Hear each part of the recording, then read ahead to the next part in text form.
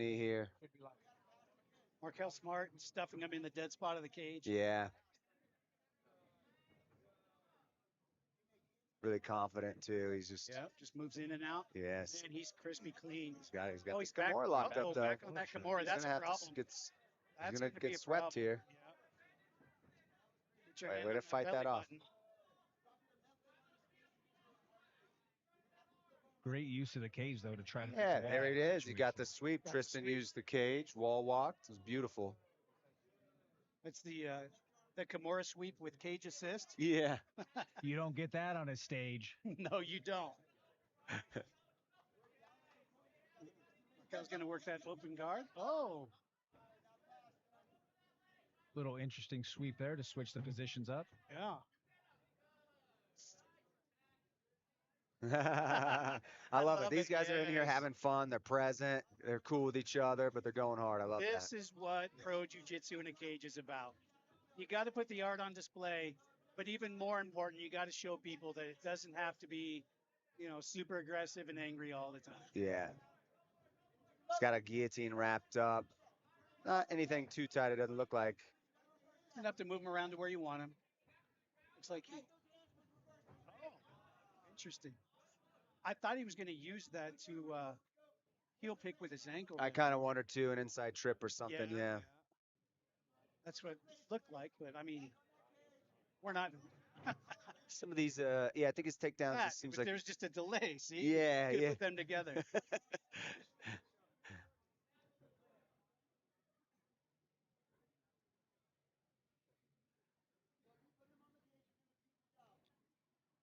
Starting to see a little bit of fatigue.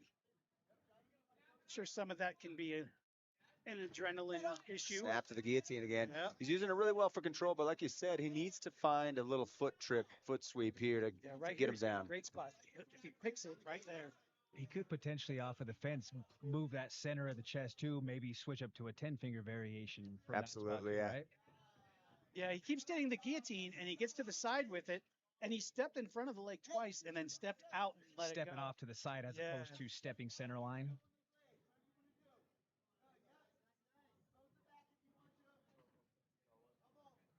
And you just don't. On top of this, we don't know how many times these guys have been under the line. Right. Things change. Yeah.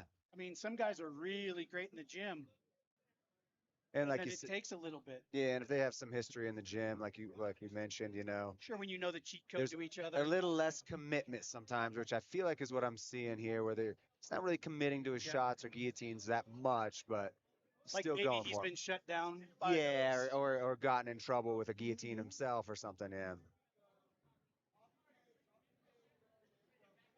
Yeah, that's always tough when you know guys have probably trained together or been on the mat together.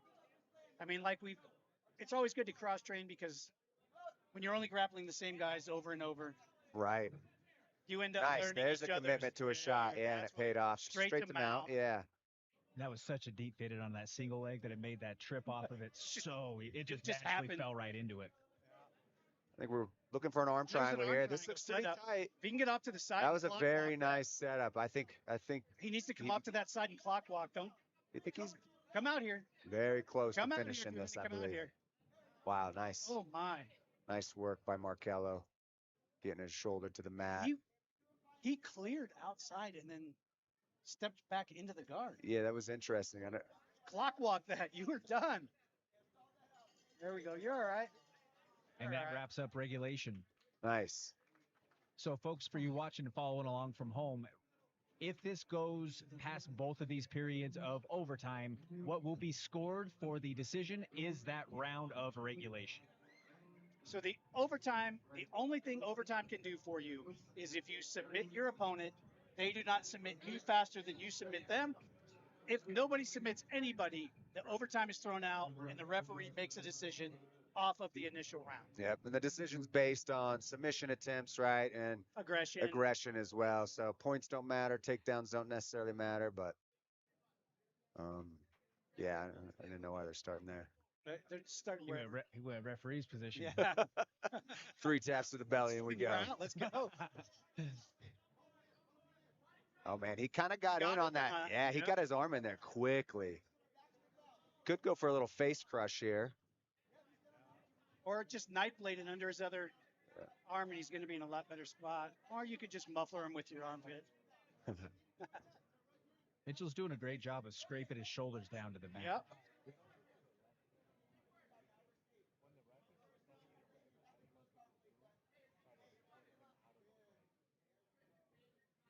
Got to be looking to submit at all times in this overtime. There's no stalling. There's no hoping for a better position. Yeah, You just got to be all out. you really do. And with only 60 seconds to work with, that's not a lot of It's time. not a lot of time. Yeah, I mean, he's setting up the triangle. He just let Markello get back on top.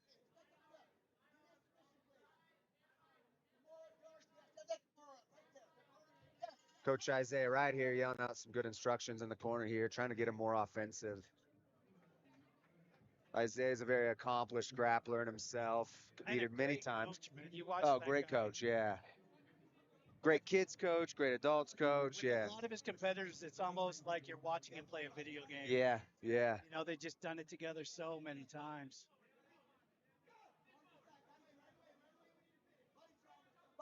Now, interesting choice that Markello went for the body triangle on the bottom side. Yeah. That could just be a nerves thing. Uh-oh, here we go. Oh, there's an armbar. Oh, man. Oh, So Good slippery attempt. at this Yeah. The sweat factor Yeah, that's the is toughest in spot to full finish that. effect. And that's that one spot where being that long kind of hurts. Yeah. I wouldn't know. It's a fun little throw there. Yeah. Both these guys are really tired. We got to go, guys.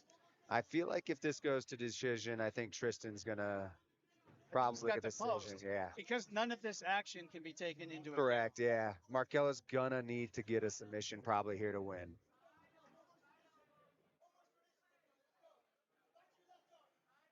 Back to that Kimura. He's been living in that Kimura. Yeah.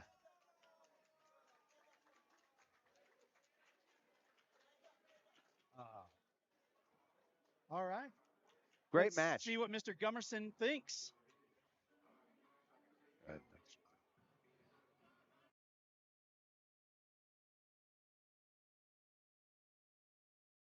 And your winner by decision, Tristan winning Castillo.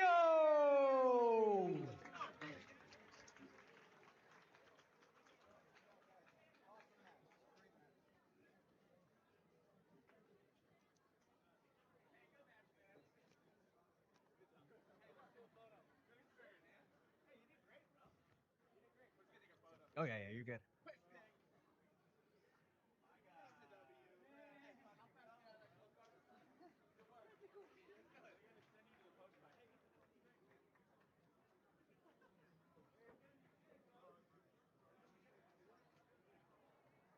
And your next matchup, rounding off the early prelim portion of CJJC 34-30, making his way to the cage, you have Devin.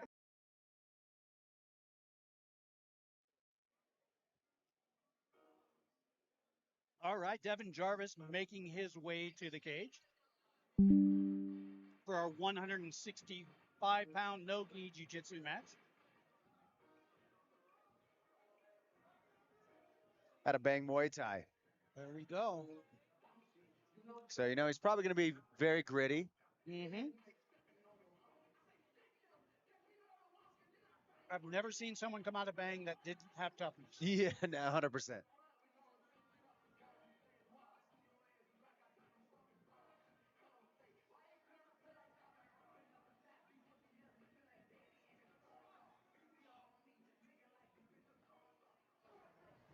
And his opponent making his way to the cage, we have Henry Glory Boy White.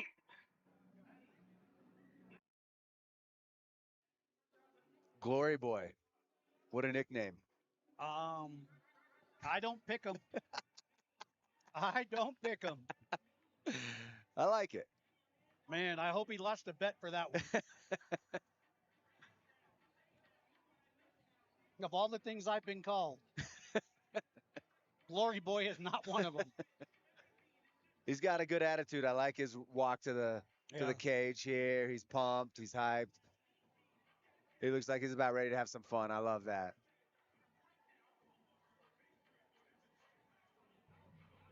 At the end of the day, it's just jujitsu. Darius man. Robinson. He's Yeah, got exactly. Nick Montez and a lot of guys in crew. How you doing?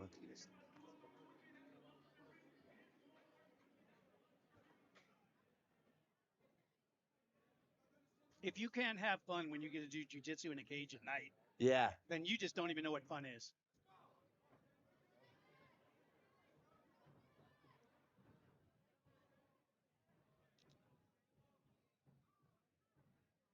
And why is it that everyone under 170 pounds now has to be 6'1"?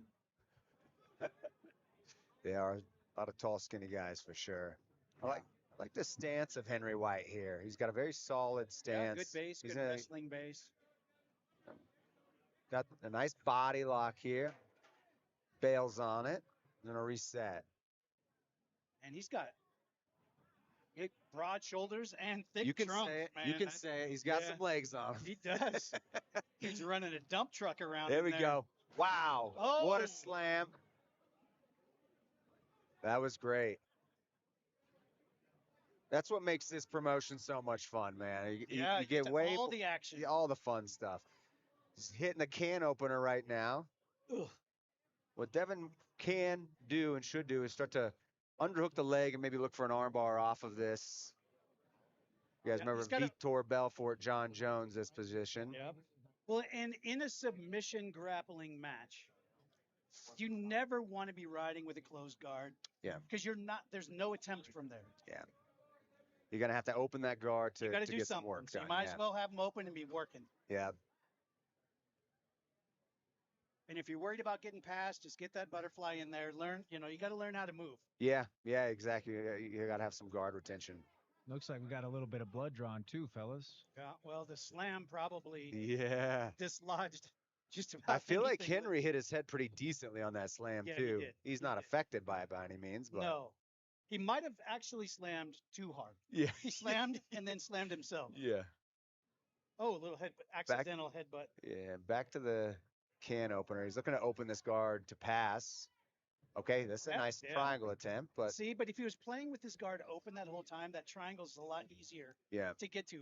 If you watch, he had to disengage his guard. Got an Americana then attempt over thought here. about it. Look at the ice. Henry's strong, too. Does he have? No. Nope. Pried it off, but great use of chest pressure, just surfing on top and maintaining the position. Nice wall walk, yeah. Yeah, look at that. Right back up to where he wants to be now. Ooh. Let's see what we get Devin out of seems this. pretty tired here. Yeah, Devin's been spending a lot of time trying to avoid losing limbs.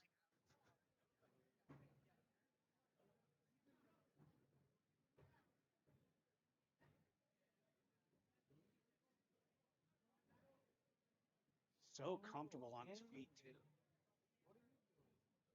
Yeah, looks motion in and out, level changes. Looks like he has some wrestling experience, I would say. Just by looking at his stance, you can usually tell, like, that's a guy that's got some wrestling experience.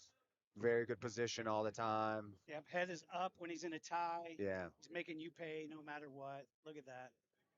He's going to go for the guillotine again. Another slam. Not as bad that time. Well, got his head out of the way. Yeah. Working with the head in the dead space now, but it is right up against Devin's corner. He's got that can opener working again. He's got him pretty compressed and in the dead spot, which is a great place to try to put that can opener together. If he can move himself to his left and really stuff him in that dead spot. Yeah, he needs to look to pass here, too, if he wants to get some more offense. The slams have been good, but you got to move from there. You got to see some submission attempts here. Yeah. He's going to have to move off of the brute strength type finishes and just get himself in a really solid spot again.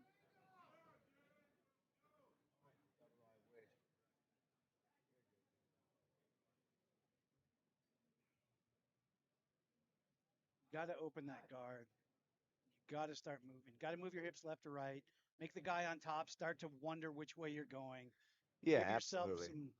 some opportunity. Right now, it's just stalling on the bottom with your guard closed. the action here. Yeah, it's a good way to. There's no deception. Yeah, it's a good way to shut down the guard pass, but he's not really trying to pass. So I'd like to see both of them. One, try to pass, and two, also from the bottom, like you said, open his guard and get to work here. Start to throw up some submissions. And you know, these longer guys, when they can play an open guard and get the feet on the hips, they can really create the separation and get themselves in much better positions. Yeah. When your guard is closed like that, you just keep getting stacked on top of yourself. You're almost helping. Yeah. I'm going to go to the overtime here.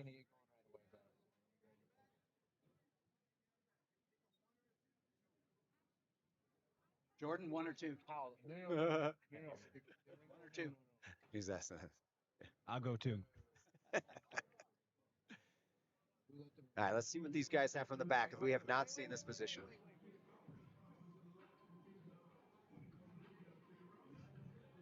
They were going to grapple with the ring card girls. The first period of Why not? You know? And here we go. So this is not a position we've seen this Either whole player, match. Yeah, exactly. So it's going to be kind of exciting to force them into some positions that we have not seen. Yeah. Let's see how we're going to work. Oh, he's definitely a wrestler. Did you hear his corner? You're allowed to lock your hands. That's good. wrestlers, yeah. Yeah. Oh, there we go. That's an arm triangle. If he gets out here, walk it. He's got a good squeeze on him. Wasn't perfect, but it doesn't have to be perfect. If he got up on that shoulder a little bit, he's just enough space there we for go. him to be able to roll up into that base position. Then you take those Gumby flexible guys. He needs to start to attack the legs too. I was hoping he would roll underneath there and.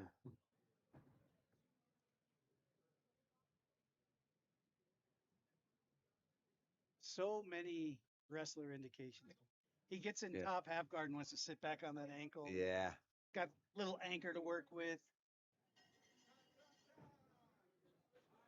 Now, this would be interesting. I think Devin could have a really good body triangle here, you know. I think this could be a position that could be pretty good for him. Yeah, if he can get that triangle on the right side, start fighting those hands. There we go. Yep, right to the body triangle. Now, to get to Henry's neck, he's going to have to probably pretty physical here. Henry's not just going to give anything up. I mean, his best bet, honestly, would be to start fishing those hands. Every time Henry grabs, you got to refish.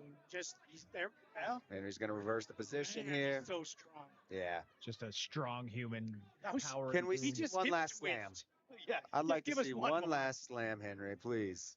Just pick him up straight from guard. Just go.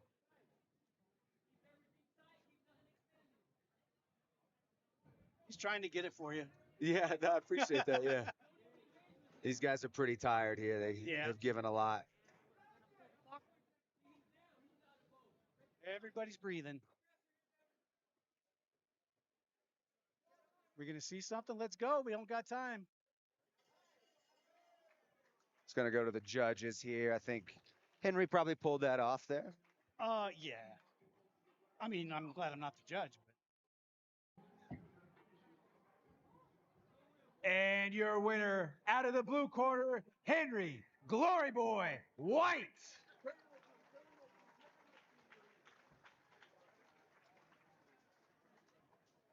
That wraps up the early prelim portion. We're going to be moving right along into the prelims. Ladies and gentlemen, if you have the chance, please stop by the bar. Check out the sponsor booths over there for us as well. That is greatly appreciated there. And if you have not yet, please subscribe to us on YouTube as well as follow on Instagram. That is the CJJC Cage. Now, kicking off the prelim portion of us here at CJJC 30 for 30. We have a 175-pound no-gi matchup. Making his way to the cage, we have Alex Spratte.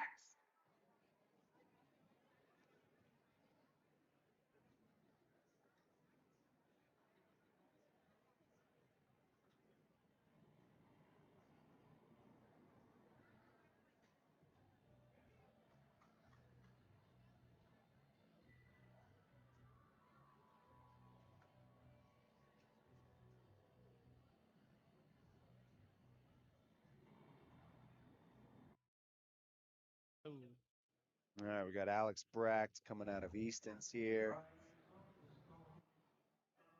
All right.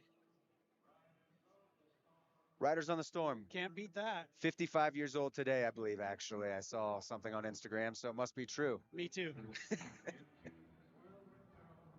And his opponent making his way to the cage, we have Sam Hitchens. All right. Sam Hitchens making his way to the cage. He is not 55 years old today. It's good. Thank you. That is the dichotomy in music. Yeah, yeah. I don't know if we could have got any farther apart. I can appreciate both, though, you know. Oh, yeah. Welcome back, Mr. Kurtz. I'm excited about this You're matchup. in the game now. You can hear us. Back in the game, baby. I can hear you now. I can hear Scotty clear the whole time. I couldn't hear you, Trevor. So I don't say anything important anyway. Yeah, someone purposely did that to you. Yeah, if he didn't know or tell me any differently, I would have figured that Trevor was just pulling a bag on me the entire time. Oh, not yet. Not yet. And we are off. Now we got some lumber in the cage. Yeah.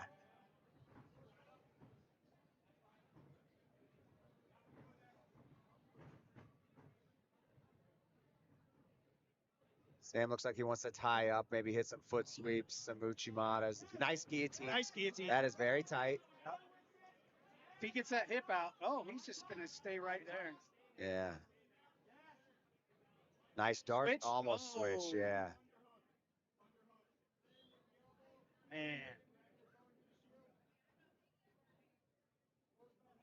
Yeah, Alex needs to keep hand fighting here because he is not out of the woods yet. No. You need to get on the meat of that hand and start dragging him apart. Yeah. The longer those hands stay connected, the tighter he's going to get that. Yeah.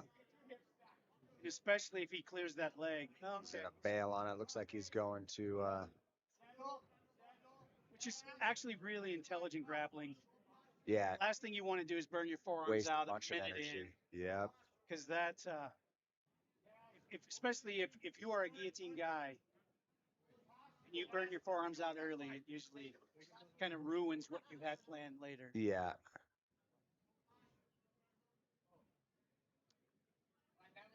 Smash.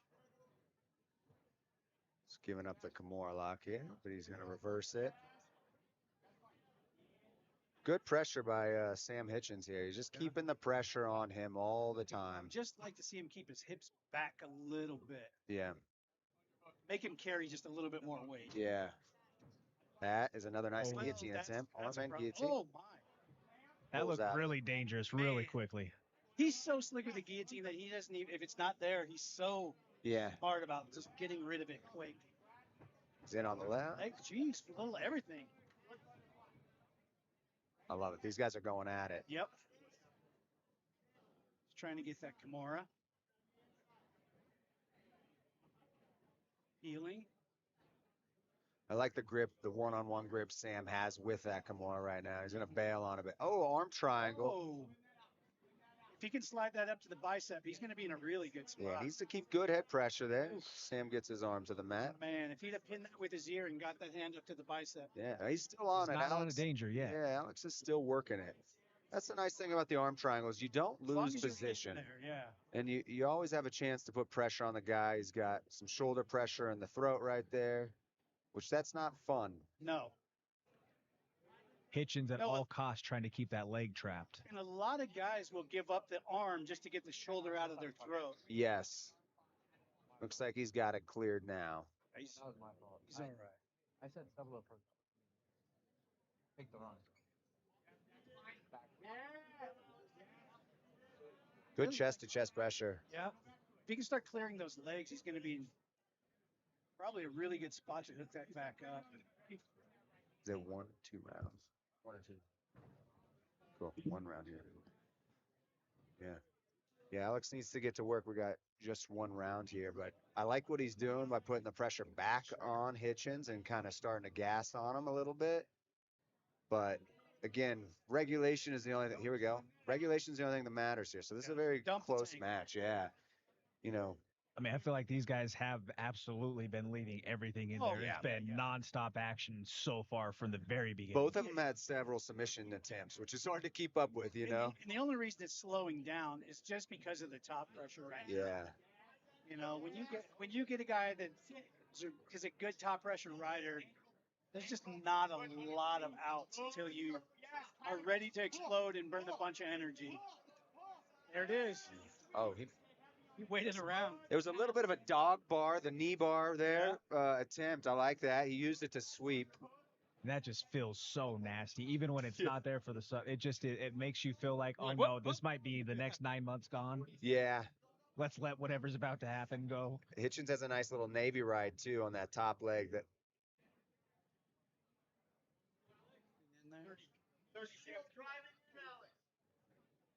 Just under a minute left now. That's fine. Go for it. Oh, little drops leg down attack. for a straight ankle lock. Pretty tight.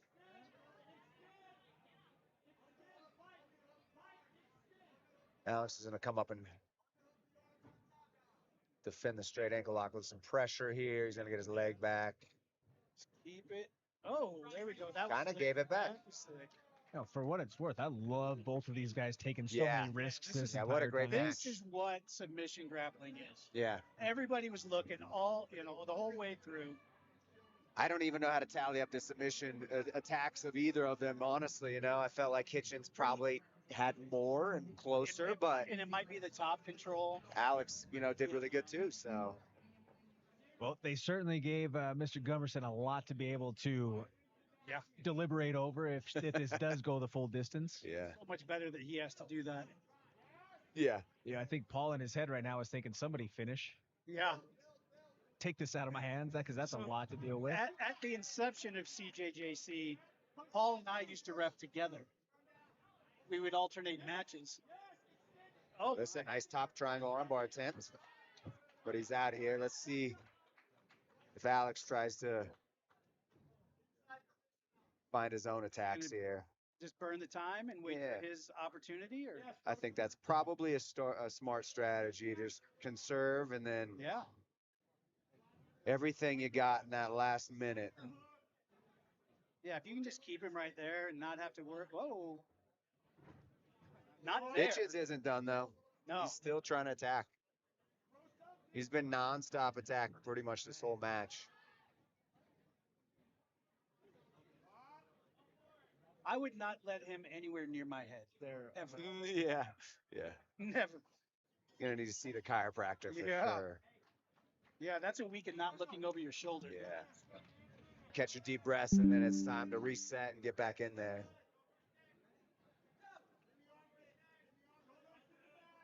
Body triangle by Alex here. Let's see if we're going to start fishing for a neck.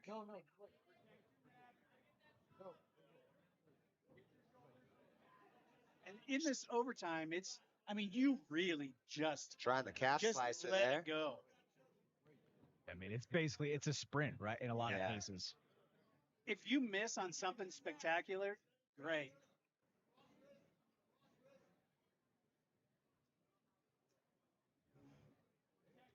I kind of believe that anytime it goes to a ref's decision, it should just be a draw. No one gets to win. Yeah, sometimes it's submission grappling. Yeah, that's true. Yeah, it's tough, right? Yeah.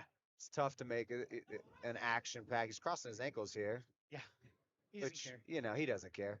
He's probably fine. I mean, walking's a luxury. Yeah. I'll die before I tap to that, for sure. What a great match by those two, though, huh? Yeah, that was great. That's what we look to book here at CJJC. Guys that are going at it the entire time. And your winner, Sam Hitchens.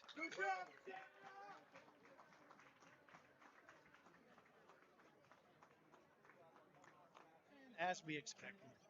Yeah, but a phenomenal match. Yeah, that was probably the most exciting match we've seen so far. Neither competitor should be upset anyway. They left it all out there. Are we having a good time out there, ladies and gentlemen?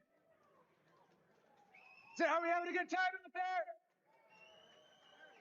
Who's ready for the next match? Making his way to the cage, we have Samson Blondie Yang.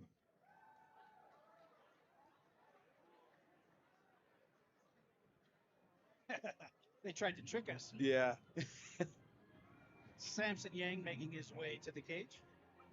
It's very interesting how much competitive jiu-jitsu has gone no-gi. Yes. Well, I think, I do both. I train both. I coach both. It's honestly just more exciting for the most part. I wrestled from when I was 5, Same. through college. Yep. And then took up jiu-jitsu. So no-gi to me, just Yeah. it feels so good. The gi slows the game down, and it has its own things that makes it exciting. But, no gi's so fast and dynamic.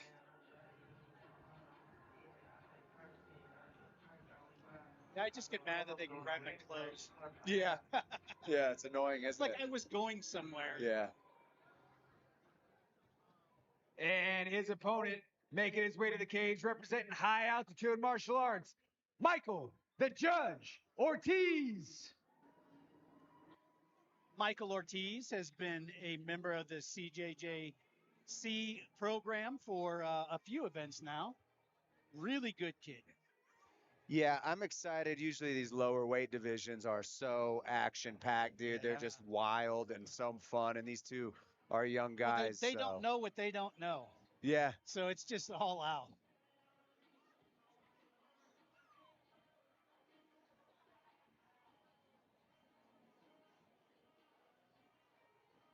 And O to be, 16? Yeah. And being able to get experience like this, competing, where you really have to put it all together. Yeah, the level of jiu-jitsu is so high, compared to when I first started, in 2008. So it's so fun to watch the evolution of it. I can't even imagine. Yeah. I really can't.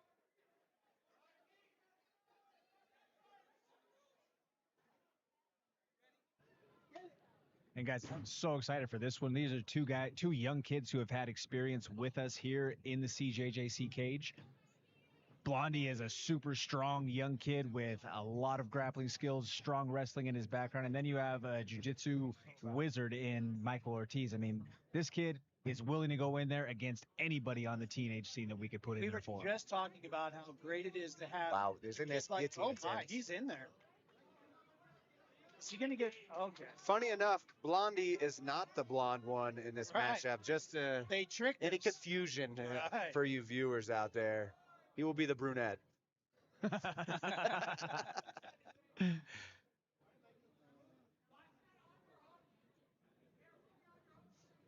Blondie. Very well pointed out, Professor. That's definitely needed. I was confused. In that top side control. Very fluid. Not a lot of pressure like you see from some of the older competitors who are more pressure oriented. Going to get a reset of the action here.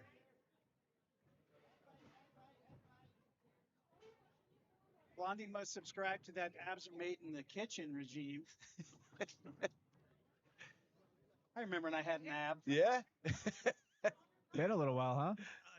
Yeah. Nice body lock by Michael Ortiz here. He had some good pressure on the wall there. I think Blondie's probably going to be a little hesitant to shoot after Ortiz had a nice guillotine attempt. Yeah. Well, I can see a little. Oh, well. You said poo-poo to you, Yeah, Professor. I guess so. What do I know? Sometimes, though, young wrestlers are a little bit stubborn, though, too, right? Yeah. More or less, hey, well, we didn't run our head through the wall the first time. Yeah. Maybe if we just move over a second, we won't hit the stud and we'll get it this time. The gas pedal still works. Let's go. He's mounted him. Yeah. Great job by Blondie here. And stuffed in a corner. This is not a great position to be in when you're on bottom, absolutely. No. And not only is he in mount, but when you get stuffed in a corner like that, your head gets tilted up, which then decreases your ability to breathe even that much more. Yeah, and the movement on bottom. It just, you can put a guy in the cage like that, it shuts down jiu-jitsu. Yeah. Yeah, you've really got to conserve the energy, find the spot, explode to get out of there, because you're not going to slow creep when you're stuck up against the cage like that. Right. Ortiz needs to really start working towards a hip. is staying flat on his back like that is going to cost him a lot. Yep. Energy-wise, especially. The feeder underneath his back right now, so he's almost like high centered. It's a really strong mount position. He needs to go with those feet out like that. There. And he needs to get to a hip, like you said. Yeah. Yeah, he's going to have to buck to a hip and buck to a hip. Then you can gather yourself once you're there. Yeah. But Blondie's doing a very strong mount here. He's a wet blanket on top of him. I mean, you couldn't have him in a more dominant position to work from right here. But I would just like to see Blondie start to maybe work for some submission attacks. Yeah. Yeah, I mean, this is the spot for it. You know, get on that head. You know, I'd really like to see, that's a great spot to work that arm triangle, and then you can go to Americana from it. Or you can just grab that neck. Great awareness, though, by Michael to know that as soon as he had space, he knew that he had an inch of a window of opportunity, and he took it when it presented itself. Like we spoke about, when you're stuffed against that cage, you got to nice little sit out there. Yeah. To get on top here. This is going to be really tough for Samson. It's not really a finishing spot at all. You know, if Ortiz could maybe threaten the Von Flu here, might not get it, but it's probably going to get him to let go of that guillotine, which he is actually. Yeah, excellent decision by Ortiz here. Especially dropping that right shoulder in there. And with Blondie's head right there in the dead space, man, that's a perfect spot to know where to go. If he can get that shoulder in the neck and then tripod up just a little bit, he's probably going to free his trapped leg. And a little mean streak. Yeah. So just a little bit of nasty right there. Yeah. Because even if you know that you're not going to get that Von Flu right up against the headspace of the cage, well, you know what? Make it as mean and as nasty of a position for them to have to deal with until you figure out where the next move on the chessboard is. That may not be your finish, but it might open up your finish. Exactly. That's why I was terrible at jiu-jitsu. I could only think one move at a time. Then I had to ask for timeouts. Yeah. Overtime's about to start. Looks like they're chatting at each other a little bit. Great work back and forth between these two young guys. Absolutely. When we see it from the young competitors, that's what really shows where jiu-jitsu is going right now. Yeah. You can get two guys in there, they stay composed, they grab it the whole time.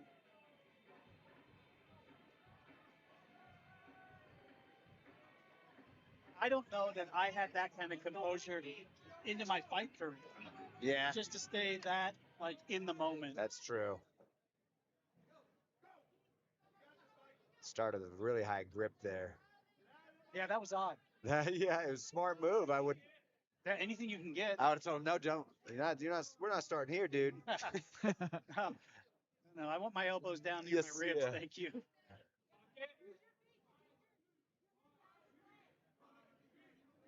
He's creeping it.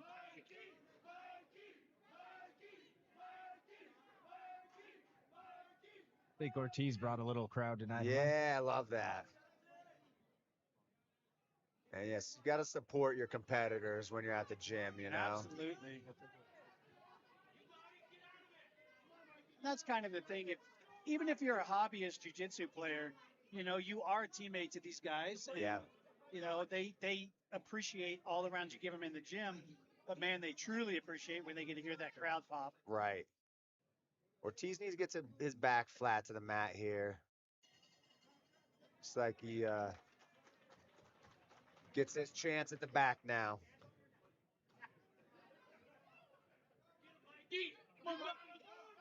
I like nice see Blondie stuck those hips away before they started. Yeah.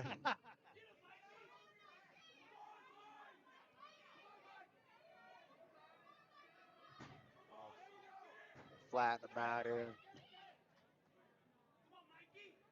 Great work, though, for Michael to be able to end up in top during that transition. Yeah. Yeah, he rode it all the way around.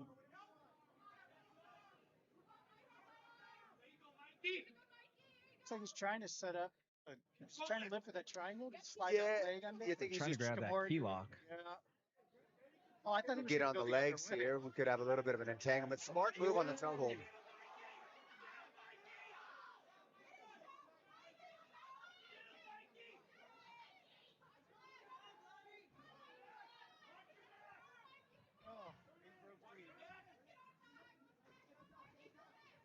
I like that he went for that.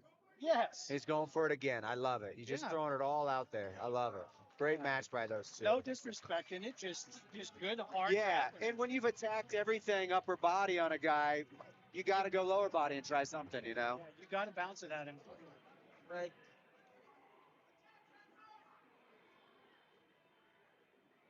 And your winner, coming out of the red corner, Samson Londi Yang. I don't think we can be disappointed in that. Yeah, it was a great match. It was a good match by both those guys. Yeah.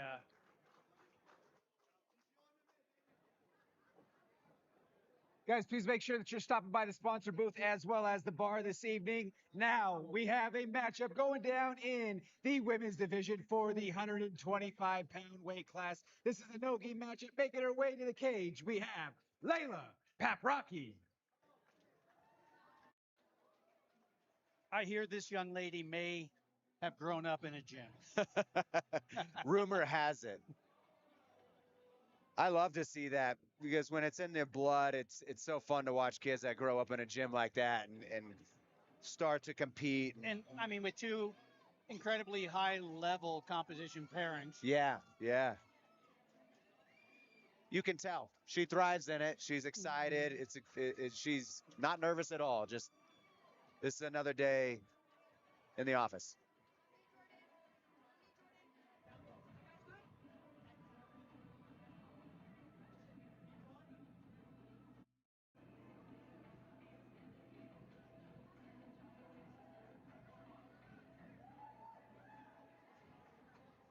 And her opponent, representing Onyx Jiu-Jitsu, we have Janelle Varela.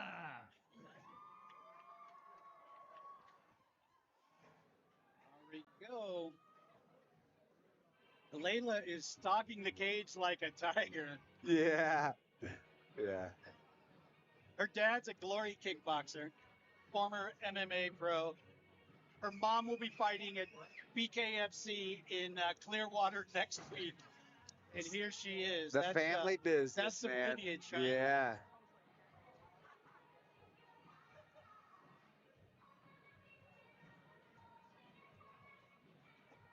Girls just want to have fun, you know. How could you not love that song, right, Kurtz? Hey, gotta enjoy the party, right? Let them have their fun out here. And look at, I mean, Janelle just walks in like it's on her way to math class. This is going to be a fun matchup. It's two different energies, you know. Oh, yeah. One's going to be hyped up. The other one's trying to slow and have fun, so. Yeah. I mean, we can almost guarantee Layla will have the foot on the gas looking to finish very quickly. She had a pretty solid wrestling season this year, too. Very nice pass. Janelle's, I mean, the key to this for her is going to be stay calm, stay smooth. Because if you try to match the energy, it's going to cause problems for you if that's not your natural game. 100%. So much of jiu-jitsu, of course, is the technique, but it's also the dance, you know, of who can play their pace. I can make you change how you play. Yep. And I would say Layla has more of that wrestling pace, and Janelle has more of the jiu-jitsu pace. So. And I guess when you're that young, gas tank really doesn't matter. You have it. And one thing that's You're attacking an Americano on that side here. Super notable too about Layla is she has a switch that goes off, if you will, because she's the most docile. Exactly. Yeah. You see her in there, and man, that is a caged animal. Yeah. This is the first time I've watched her compete, so it is fun to see that dynamic where she's. Well, she trains with her mom a lot. Yeah. And I don't think her mom would let her get away with a second of anything. Oh, short choke. Oh, that's she's on high. that choke. That's going to be the end of that. Yeah. That's it. And great matchup there. Yeah, there's. I think she was getting choked for quite a while there, actually. It just, she had a nice little short choke for a decent amount of time. And your winner by rear naked choke, Layla Paprocki.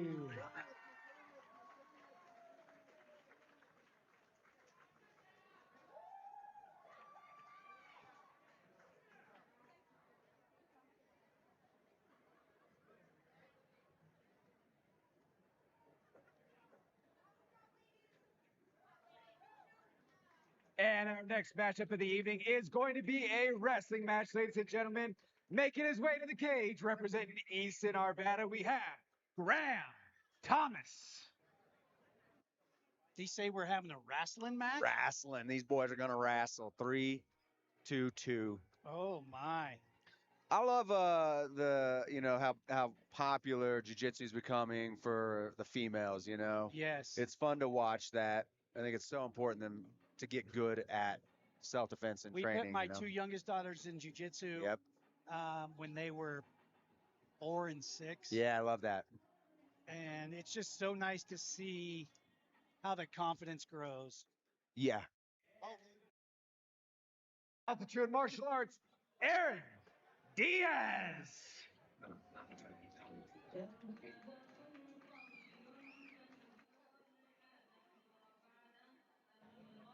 right. Easton versus High Altitude. Yeah, this is gonna be exciting. A wrestling match. I like that's the other thing I like about this CJJC is that They're not afraid. you get everything.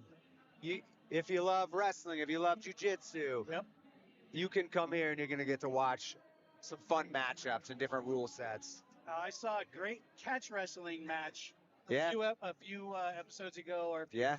events ago. It's just so nice. I love it. You can see different parts of what we all do. I mean, Yes. we don't just train jiu-jitsu. Gi, no gi, wrestling, It's catch wrestling. all together. Yep.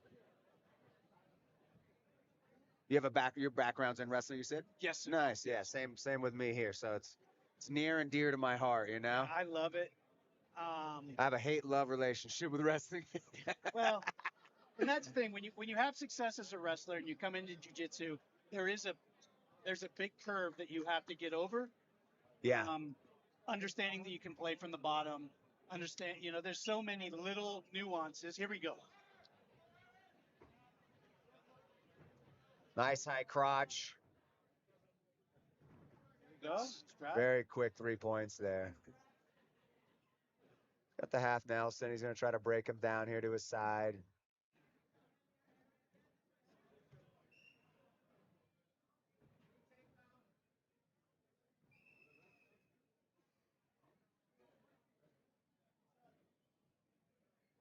Are we going with a modified rule set? Is that what's going on here? Correct. I was like, wait. Yeah, I was confused there for a second. But quick high crotch by Graham Thomas here. I bet we see that again. I thought maybe I didn't wrestle before. I was like, it's been so damn long we don't remember the rules anymore. Pretty much. yeah. Oh, he almost chin sucked him all the way over. Gotcha. You have so much time to turn is what it looks like in this rule set here. Okay, that makes sense. Yeah. Similar to there we go. He's going to turn him. He's going to get, oh man, he was working on a nice half Nelson there. Graham's just run. very fast for Diaz here. Diaz needs to slow it down. Well, and every time they get to the collar tie, Graham's getting Diaz's head below. Yeah. Which is really hard to work out of. Nice little Beautiful duck on her. Inside single here for Graham. Try to run the pipe there. Switch double. Nope. No, I thought we were going to Nice. see a switch tap, double, but no. Man, that clock starts fast. Got a wing here. He's going to try to turn him with the wing. Bust that other arm and run. Run. There you go. I think we're going to see a pin here. Oh! Rolls through. Nice job by Diaz. Get your hips back. Wow. Man, that kid is tough. What a maneuver. Yeah. You see how Oh, he's far stuck right overextended there. he was? Yeah. Off of his head, Yeah. pushed back and regained. Yeah.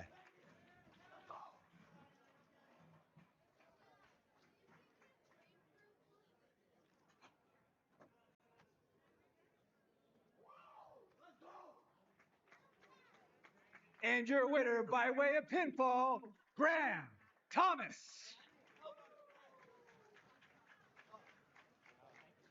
Great match. Graham is such a quick kid. Yeah, he was just aggressive going forward. Diaz never really got his. For your next, we have a 135-pound no-gi bout that is going down. Making his way to the cage, we have Ray Mendoza. All right, Ray Mendoza making his way to the cage. Yeah, I'm familiar with Cam Santos, the guy he's competing in. So this will be probably a pretty scrappy matchup here. And Cam, I think, always brings a big crowd. And So Mendoza's out of DCO MMA, yeah, which means it would definitely be gritty and tough.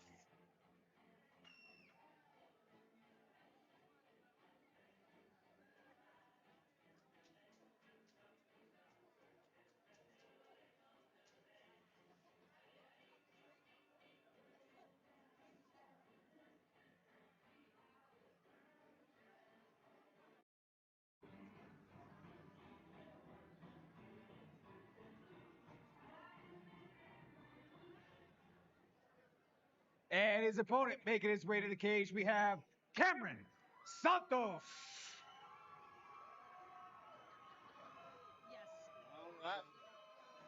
yeah, I told you. Santos brought some friends. I tell you, he always does. He's got those his face up on them boards here. So The only pictures of me like that are all mug shots. you and me both, dog. Let's not talk about that. Oh. Why you got to bring up old stuff? Yeah.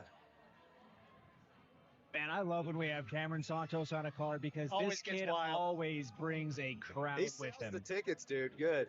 What'd you think of that wrestling match? That was incredible. I mean, I love seeing the action. It's nice that we had some young guys in the mix. We've had Brazilian Olympic team member in Bruno. Bruno's been on the card. He took on Coach Alex Friedman out of Yep. Factory X. We've also a collegiate wrestler for a highly entertaining match between those two. Bruno won in his first match, the very first wrestling match that we ever had here at CJJC. So I'm looking forward to more of that for Yeah. certain. Absolutely. Fun to mix it up. Bit of a new look here from Cameron Santos. Cameron Santos in the white trunks, Ray Mendoza in the red, Did black, Santos and white. get a haircut? That and he shaved his facial hair. Does not look. Yeah, he doesn't look like a Neanderthal today. Well, you're gonna have to get him a new fat head Yeah. if he keeps the beard gone. Seriously. We've had Ray in Trying here a to few slide times. and by man, here. Santos, nice slide by. Yep. Good job for him. Ray is a super strong kid. Yeah. He keeps his hips under himself really well because he's been drug out of position twice and recovered with just his hips. I think we're going to see that slide by again by Santos. It worked really well. He's just got to set it up a little better. There it is. Very nice.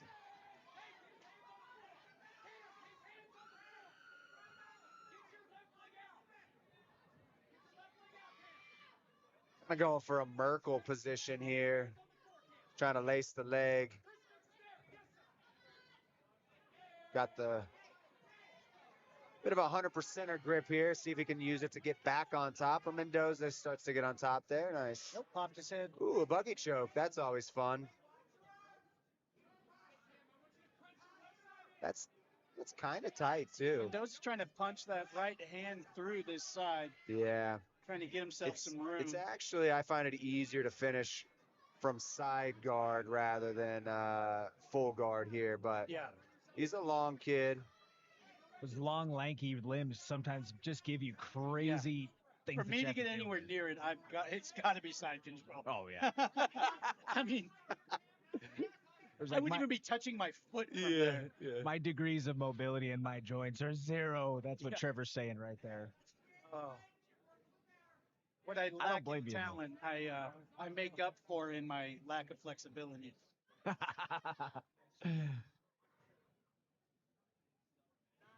Both of these guys also, I mean, the pace is high, Yeah, but both of them so calm in that pace. right. Yeah, you can tell they have some experience inside here. A lot of Just- times when you see the pace get kicked up, somebody starts to get a little bit panicky. Yeah. Right? Not like Cam's talking to his corner. And he got a little distracted there. Yep. But here's the buggy choke again. Again, I think Now it's going to be this much is a lot tighter of from time. side This guard is here. trouble now. If If you're Mendoza, you better get something in between. I'm your looking to legs. slam out of there if I'm Mendoza. This is a perfect slam Squat him position. up. Squat him He up. might get this here. Yeah, he's in there. Oh, he just creeped the arm up again. And Cameron's squeezing hard. Yeah. It kind of needs, there it is right there. He needed, switches grip, exactly. And he also needed to kind of do a bit of a side, little shrimp over. yeah, exactly, to that side. Oh my. If Oh, Men, look, yeah, they have to this is what slam. Mendoza needs to do is slam. Cameron can keep on to that buggy choke. Wise awareness, though, from Cameron, knowing that he was starting to get elevated Yeah. and avoided having It's the a bad good dump. way to go night Well, night. and Exactly. just think of the composure of Mendoza in that situation. Yeah. Knowing that you've got to gather yourself, that you're probably losing a little blood at the point. Yeah, here we go again, another attempt. Yep. Mendoza was working on that arm Working on the triangle. arm triangle. It's the natural defense, right? It's the natural buggy choke versus arm triangle dilemma. Again, I think he kind of needs to hip out towards that side. I like this grip better than the body triangle when I Yes. body triangle my legs. Mendoza should post that right foot on Santos' knee, and he could have kicked himself free Yeah. and stayed away because those legs are so long in limber. Job by Mendoza coming out of there, but good attempts by Cam here. He's definitely ahead in the submission attempts. And it is worth noting that if history tells us anything, or the precedent, if you will, that is something that Paul Gummerson definitely looks at, is activity from the bottom if this does go to that decision. Yeah. Whereas sometimes we see in maybe an MMA world, well, a lot of times people was may on think top. the guy on top is the one winning. Well, not always the case when we're talking submission grappling. Cool. Now we're going to get to see some overtime, which I think this could get interesting. You know, I'd be willing to lay odds that there will be a finish in this overtime. I kind of think so, too. Both of them are probably good on the back here, and the aggression is not going to lack.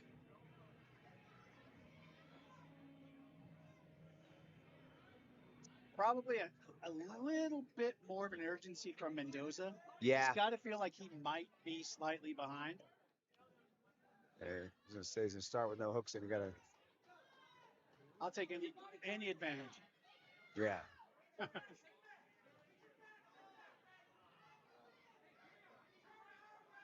Interesting choice, though, from the lower half from Cameron Santos, especially with him being so long. You know, he didn't almost put the hooks in right away. Yeah. One of them isn't completely engaged. Yeah. With him being so long, I personally would have tried to attack the body triangle right Immediately, yeah. Yeah, as soon as I have somebody long, has he got that choke? Oh, he's not under the chin, but he's got a face break. real hard on the chin. I like what he's doing with his right hand, though. He's putting it on his own head for leverage there.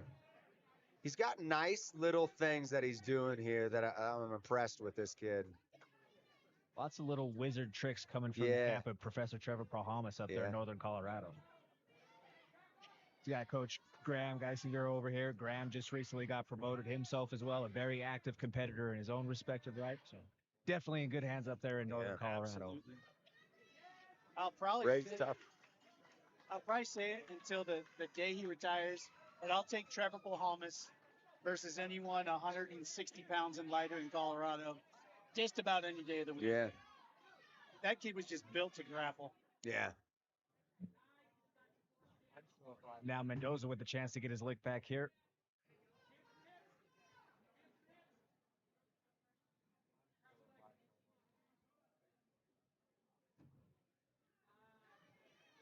Santos able to avoid the back touch position, but ends up in the mount. Mendoza back on that arm triangle attack. Yeah, if I'm Santos, I just get to that hip and then I just camp out. Yeah. I mean, play it smart. You probably won the decision. Yeah. Just don't do something flashy that gets you stuck.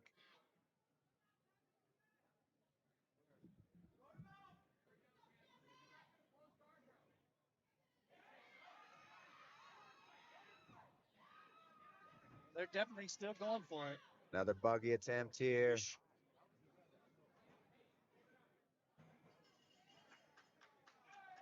All right. Great match. Fun stuff. See if Paul thinks like we do today.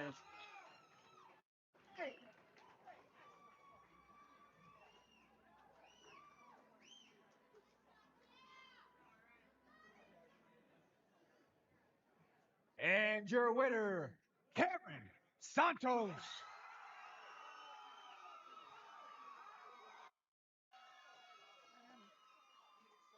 we expected, probably Yeah. that would be the decision. Cameron stayed busy with his submissions, you know. And only because you're going to see that buggy choke. As the referee, you keep seeing it tossed up Yes. there. And tossed up there.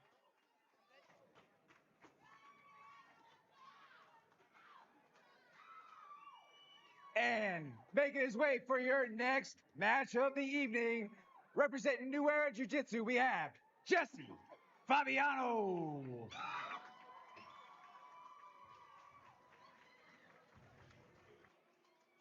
Jesse Fabiano. Out of New Era, another one of those tough boys, young guys out of New Era. They got so many of those kids. Where did that competition team come from? Yeah, I love it. Man, they're so young. And they just all, I mean, They're you just probably you have to do a raffle for which ones get to be on the card. Yeah, yeah. They're just making each other better, you know. When you have a tough group like that, all the same age, all the same size. Look at that support. Look at that support. Right on. Getting walked out by Brian Mitchell. And Matt That's quarterback. Sierra. Yes.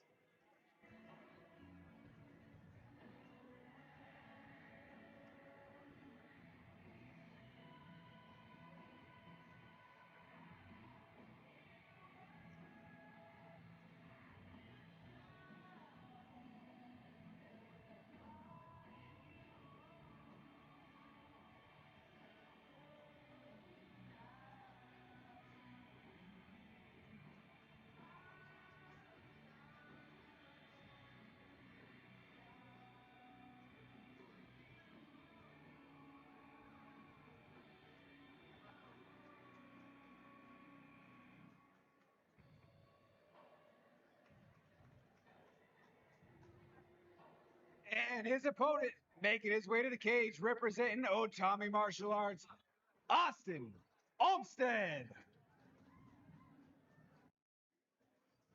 All right. What do you think of this matchup?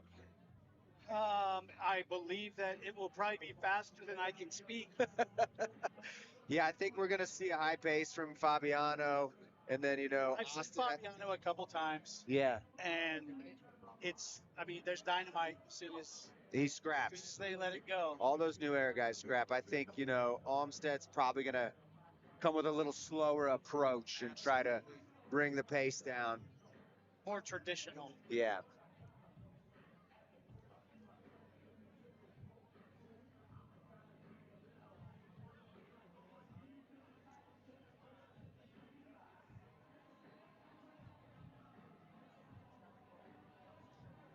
All right. Way to pause for a selfie. Yeah. What are your thoughts there, Mr. Kurtz? Man, I'm interested to see what Austin brings to the table. A lot of the anecdotal feedback that we have about him is he's that guy who is basically on the other side of the bracket in respect to Fabiano, who Fabiano has torn through basically anybody that we've seen him with. That kid is he's a thoroughbred. I look at Jesse Fabiano as one of the best teenage prospects that we have in Colorado, and to have someone who they say might be his Huckleberry, let's run it. Well, as we expected. High pace, but honestly, more faster from Olmstead than I was expecting. I think he's just trying to kind of overwhelm him here. Fabiano's just going with what he's kind of given. Getting on the neck to protect himself against takedowns. Ends up in. There you go. There we got the pass, top side control. See if he's going to slide across or he's going to live right there for a second. Little neon belly. Yeah, he's got a little cow catcher position here. He's going to use it to get the mount. There it is. Nice roll through. Watch the triangle armbar. These guys are so good at the triangle. Yeah. Still got to hold the arm, but the elbow is way below. So he's in good shape. The New Era guys, they just throw up arm bars and triangles so fast. That is a Matt Sierra staple. Yeah.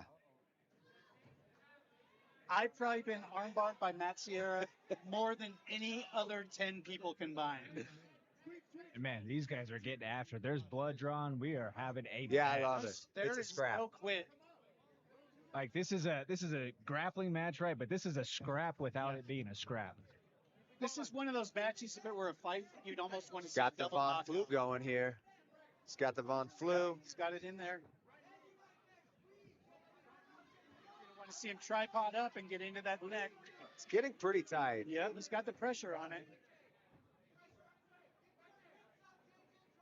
Fabiano is so slick. He's never wasting any weight. It's definitely uncomfortable right now for Austin. You could see the pain on his face. He's going to switch to the arm triangle here. Nice transition. Oh, look at that. This Now kid's he's already slick, out man. here. He's already I out. think that's it. He's going to want to get long. Oh, that's Wow. a Yeah. Oh, my. What a transition Man. from Jesse Fabiano. What do you do with that kid next? Yeah. He's going to have to fight grown men. What do you do? Like, it's just not fair anymore.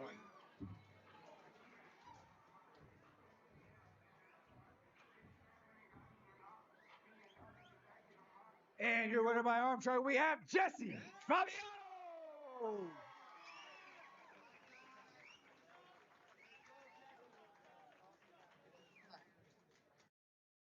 Yeah, I just don't know. I don't know what you can do with that kid.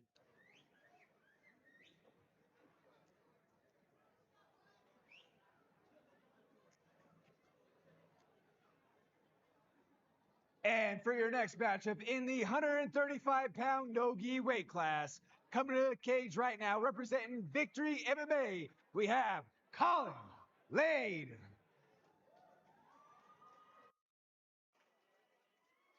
All right, Victory MMA down in the Springs. It's always nice when they come up to play. Yeah, train with a lot of those guys at Factory X. Gilbert Smith brings a lot of them up. So, again, coming from MMA school, Colin's going to be tough. Gil has great wrestling, so you're going to see probably some really good wrestling too, I would imagine. Gil's living the good life now. Yeah, I'm happy His for him. His son is just absolutely amazing. I'm so happy for those guys. They're great guys, and work hard. How you doing, dude?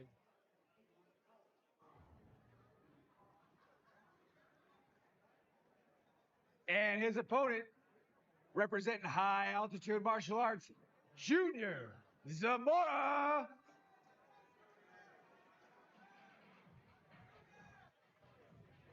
All right, Junior Zamora making his way to the cage.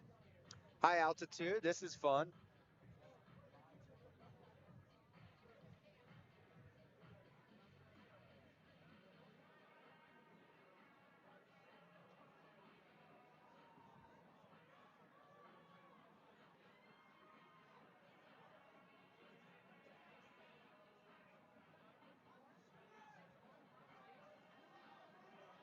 It's about to go down.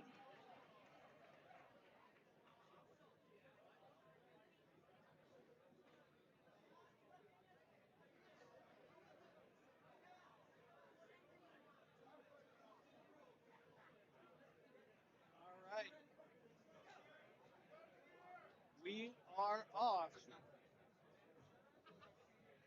You got the power grab. Take them and drop pressure. I would expect a heavy wrestling style out of Colin. And anyone coming out of high altitude is going to have a very solid base. In Junior Zamora, we've had a few times, and he's a leg attacker for sure. He is. It's one thing to be said about high altitude is their grapplers are always good on their feet. You got a nice guillotine here. Yeah. That ponytail's keeping him in that guillotine, man. Give me that rubber band is grip. And that adjustment from Zamora might be the difference. Just pull that arm through a little. Pops his head out. That's enough. Worth it to keep the hair long. Oh, he's in on a leg here. Nasty toe hold.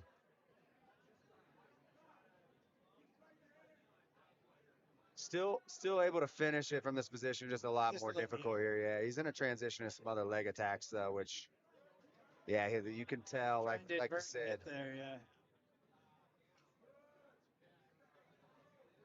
Man, these guys. Cartwheel pass attempt, but catches the leg in the meantime.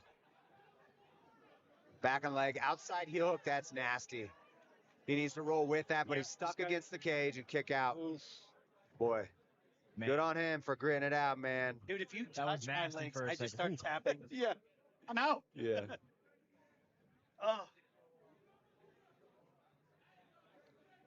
It's so Inside hook. This is a lot That's worse trouble. here. That's He trouble. needs to roll with it or slip the heel. Man, he's finding his way out. Yeah, get that. He needs to get his foot flat to Moore's the mat. recollecting though. Yeah. Get that foot flat to the mat, and then you need to roll through and get yourself clear. Take him. Oh, that's a nasty Oh. toe hold. He tapped. Yeah. Smart move. I tapped for him. Yeah. Yeah, I know. Man. Good Just match tough. there. Man, it's just tough.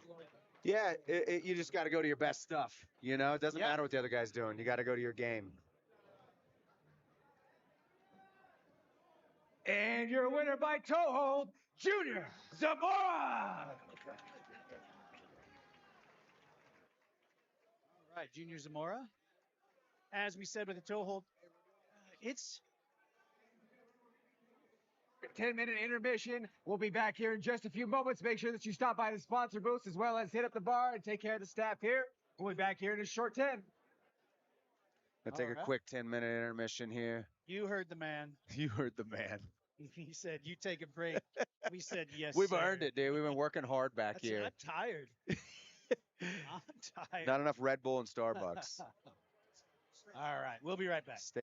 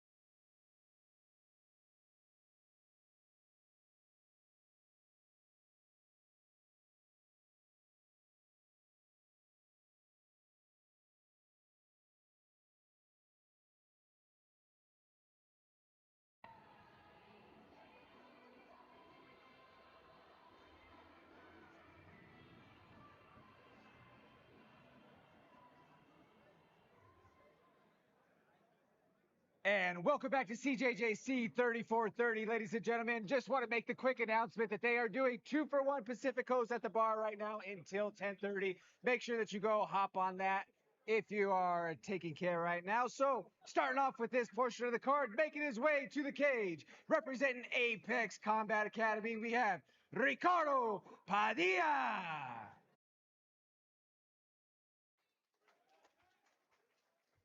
We're back, Trevor. Look at that.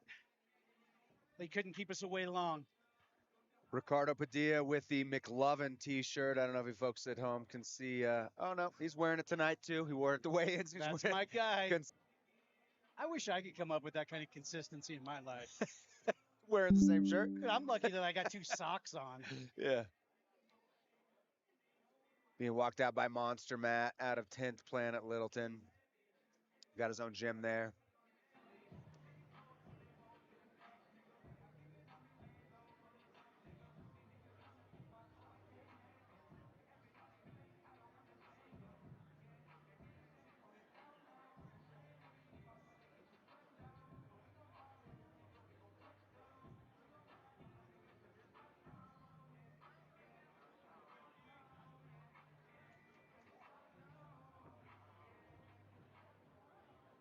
And his opponent, representing Genesis Training Academy, CJ Chavez.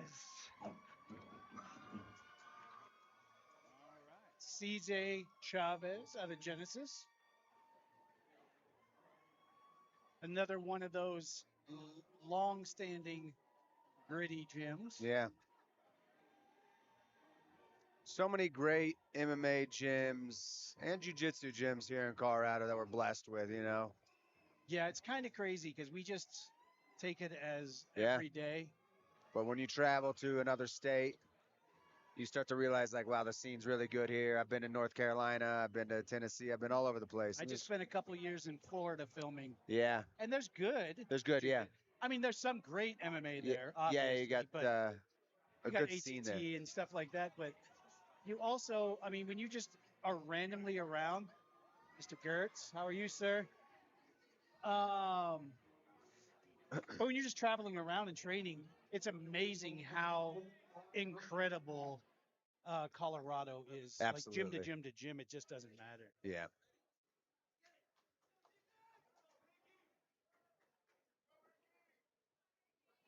You got Monster Matt in one corner and Brandon Gertzen there. He's got I'm going to try to ninja choke there. Is that what he tried? a little quick. Could not see it from my angle here.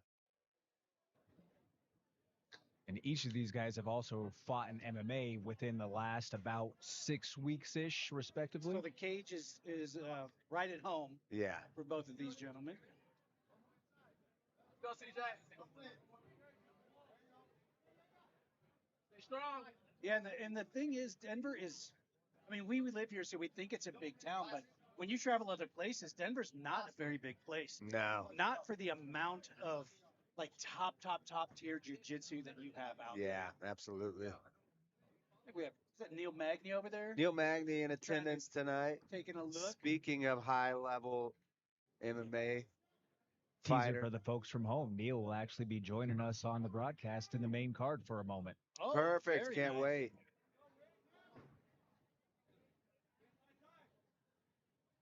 Maybe one of the nicest killers in the world. Yeah, so nice. Very knowledgeable. He's been doing it he's been in the UFC for so many years now competing. He's been in the UFC for longer than some of our teenagers who competed tonight have been alive. I wish that I was being hyperbolic. I know you're not. I No. resemble that remark. Yeah. Let's go, CJ. You got it. Yeah, it's crazy when you've been training long enough for some of these kids to now be on the card. Yeah. That were even like your young kid students, like your Oh, yeah. knee knocker soccer students. Yeah, it makes. I have these kids asking, "When did you start?" And I said 2008, and they're like, they can't even comprehend like- that. But yes, yeah. Nice. And then when you fill the room like this, you go, like I said, we have Neil Magny, we have Brandon Kurtz right here, you know, Monster Matt across the way. Yeah. Look, I mean, just looking around the room, there's a who's who, and it's just that's just commonplace for Yep. competition in Colorado. Bellator, UFC, Glory, all of these BKFC. organizations. Yeah, BKFC are you know, here in attendance. People that have fought on those cards. Jared Torgelson's right around the corner. He fought on BKFC the other night. Yeah. Kurtz is a BKFC fixture. And that's also considering that there's a large amount of our local community who is right out at the ADCC West Coast trials right now that they're not here. So we've still got a great showing. And a few Olympians in attendance as well, you know. If chicken wing eating went to the Olympics, I'm probably back as a competitor. You think so? Yeah. There's something to say when you step away from being a high-level competitive athlete, things change a lot. Yeah. These guys have been grinding on each other here, looking for openings, but not Pushy. Yeah, not a lot. I think, you know, but here we go. Big. Oh, missed it.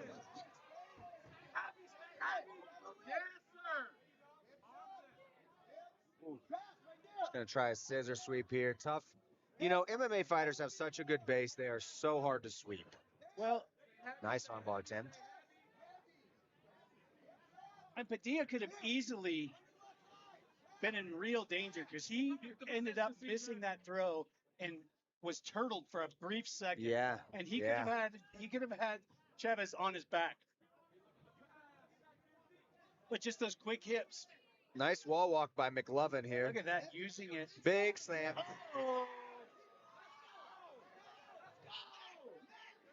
Not the first time he's been Somebody slammed. call my mom. Yeah, okay. That is not okay. Yeah. Oh, God, I love it. Yeah. Again, so much fun with the rule set here at CJJC. Slams, you got Everywhere the else cage. just got DQ'd. Exactly. Be looking the basket. Except for in the McDonald's parking lot. That's a nice armbar attempt right there. He's got Double a double armbar. armbar right here. He's Double going to slam armbar. out of it again, but hey, the sweat factor is big. And there's still so much, when you get in that double armbar situation, even though you want to come up and try to slam out of it, you see a lot of guys get injured right there on the way out. yeah. But he had nice little rubber guard attempts there. I would say he's got the submission attempts. You know, of course, CJ's got a big slam this round. Defensive slam. Yeah, exactly. That's a good point. Very good point. We're looking for submissions.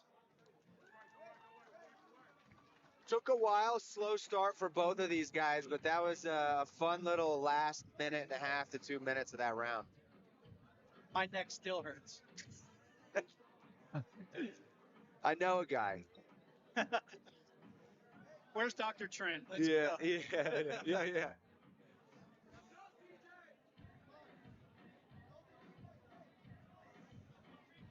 Couple of big box press out of each of these guys. Yeah. Collecting and recomposing themselves before the overtime period. That's it. Oh, I think you got to give up the seatbelt. Yeah, you got it. Yeah, you got to get the arm in between. He's kind of giving him an advantage there by not. Good body triangle by Padilla. That seems to be the go-to. Absolutely. Yeah, I think it's the best control here. If only you could trap some hands, then If you're it'd be a lot late easier. reach, you should go for it. Yeah. Especially, again, so sweaty at this point in the match. These guys can slip out of things. And This is a nice attempt on a rear naked choke. We got our backs turned to us, but he's got the face crank here. Face crank. Such He a nasty just- prank. That's a He tap. taps. Consistent there. I don't know what the time was there, but The best part is they start the clock with the amount of time that he submitted in. So That's- now, you CJ's only gonna have have to that- get that finish. yeah, you only have that much time to work with.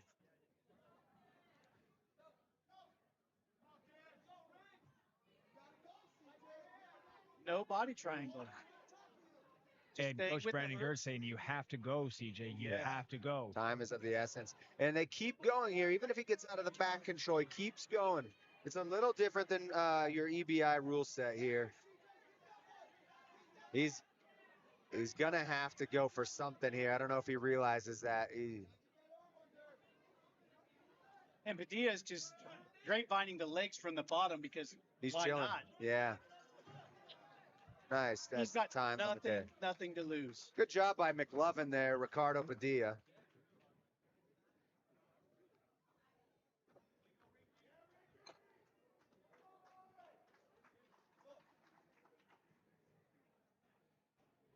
And your winner by rear naked choke in overtime, we have Ricardo Padilla.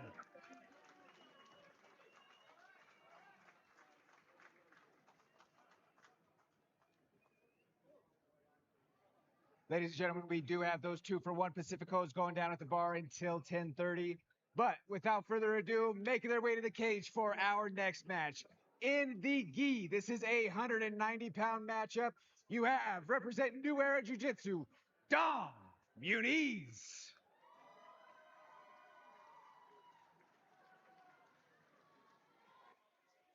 I didn't think Dom could weigh 190 pounds. I could be wrong, but both of those Muniz brothers, They bring it. I think they're on every card in America that they can get on. Yeah. They would compete tonight and tomorrow morning. Yeah. Yeah, that's how you get good, man. That's why they're comfortable.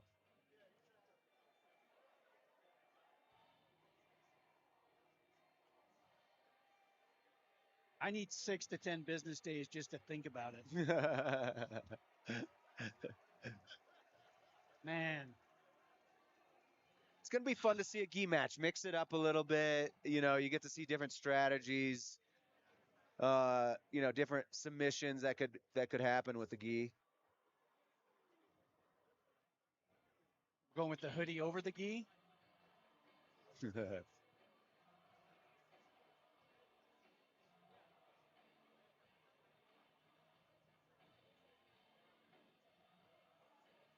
That's my nemesis. The gi? Yeah. I competed in a decent amount of time. I never enjoyed it. Yeah. It's just a different game and strategies, especially depending on the rule set. If you go with the IBJJF rule set, it's going to be slower. This is a more exciting rule set for the gi, though. Sure. So, again, you could see slams. It's just hot, and they grab your stuff. Yeah. And I can't make mistakes and then hustle out of them. Yeah, as I've gotten older, I enjoy it more.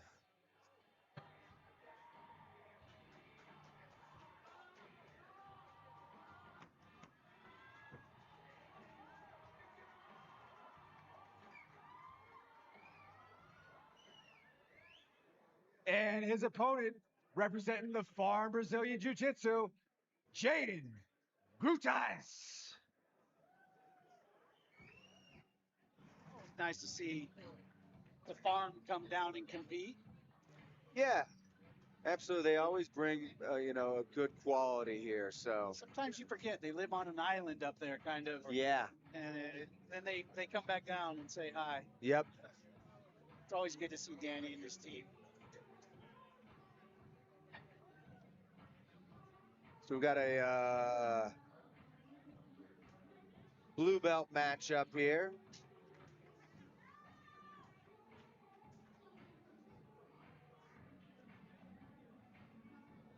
If you get hot halfway through, can you just take the gi top? I think you can call timeout. Yeah, they'll fan you. Yeah, yeah.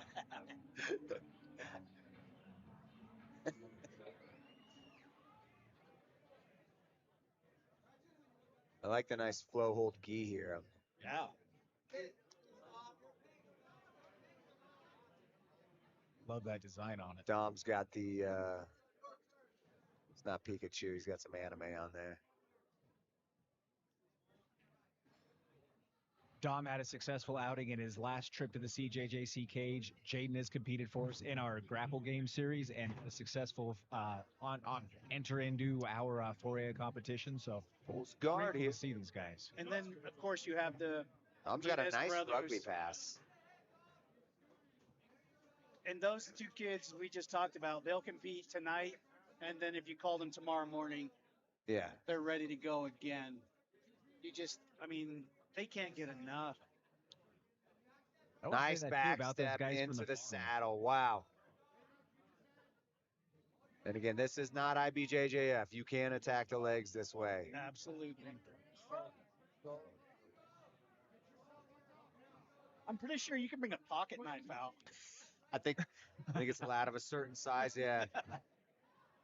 Luckily, we are right next to the Super 99-cent store, so they are available there. Good re-attack here with the bolt cutter. See, made him bail on the leg lock. Smart move. But he's still got the saddle here. It's a dominant position for Dom here. I feel like he should get back on the legs, continue to attack. He's got the clover leaf. He can get back on the straight ankle locks. So to break into that, what's his first step, Professor? Well, he needs to hide his legs. Now he's got a heel hook. That is a deep heel hook. Yeah. And that is that. You know, that's the best submission from that position without a doubt when you get the heel hook. Well, and you take a pause to separate the feet. Yes. And that's where you see a lot of guys mess up. They keep trying to dig, and they don't get that separation first.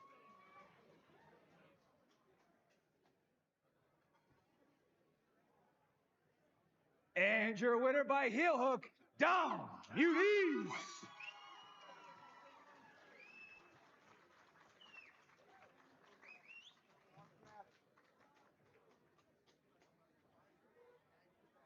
Guys, please stop by the sponsor booth as well as check out the bar for those 2-for-1 Pacificos going down until 10:30. For our next match of the night, this is a 240-plus pound no-gi matchup. Making his way to the cage, representing Rebellion Jiu-Jitsu, we have Alexander. That is 240-pound no-gi. Boy. The heavyweights coming in. I remember when I used to think that that was like really big. Yeah. And I'm 209. You wear it well, though. Yeah, everywhere. I wear it all of it. It's not hiding. Going back to that last match, I really enjoyed the gi match. I love that they changed the rules and you can heel hook. If you were to see a gi match typically and saw a blue belt was heel hooking another blue belt, the gi, Helio would be rolling around in his grave there, but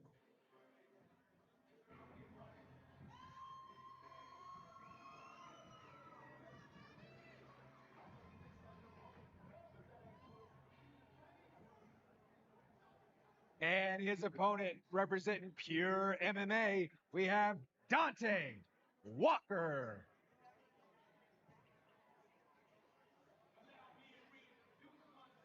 Dante Walker making his way to the cage. Whoa! these guys can move. Agile. Might be a Liger.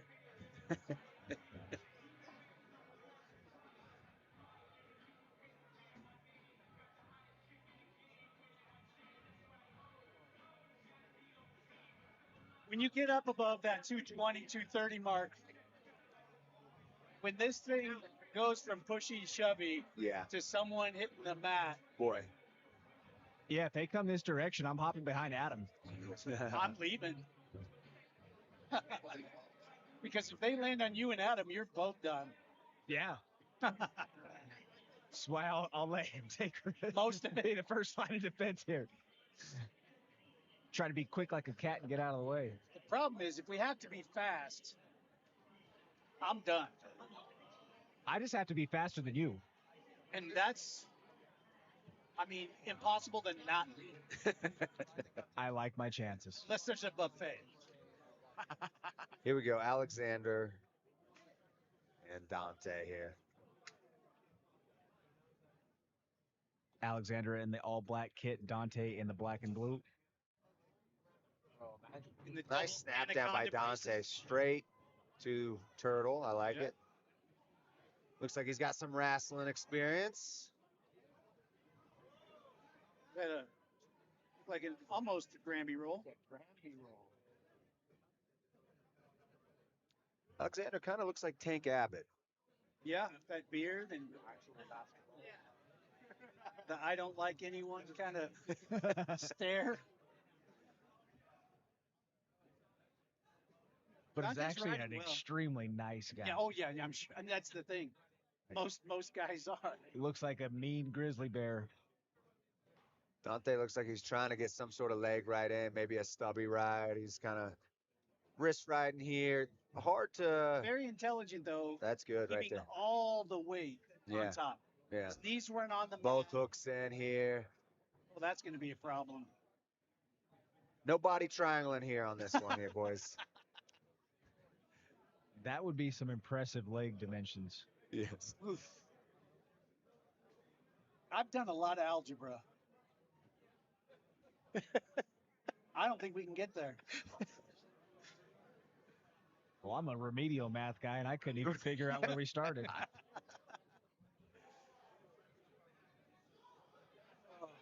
He's got both hooks, and this is a nice little short choke he's attempting here, yeah.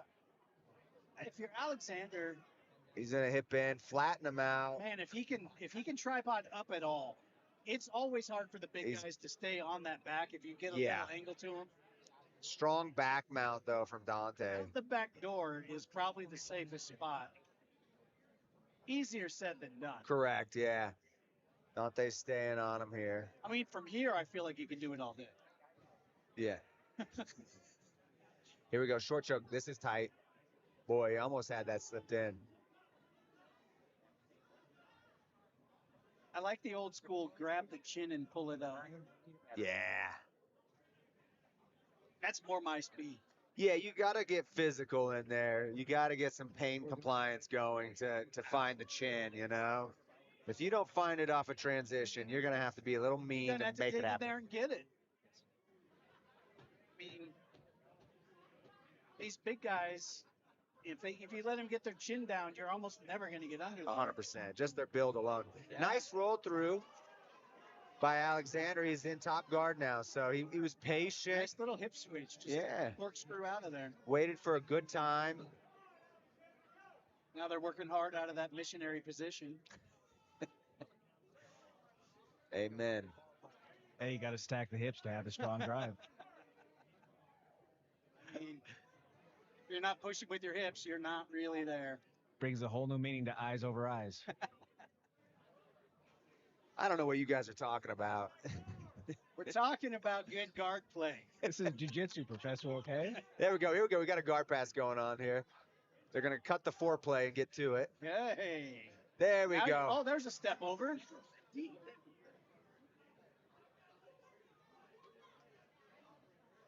Got a nice little lockdown by Dante. He appears to be at a 10th planet, right? There we go. Roll turtle now. And now we've got a back take. I don't know if we're going to get any hooks in there. Yeah, Alexander's just going for the neck. I like it. You don't always need hooks. When you got two 240-pounders, hooks are really unnecessary. Yeah. When the weight is stacked like that.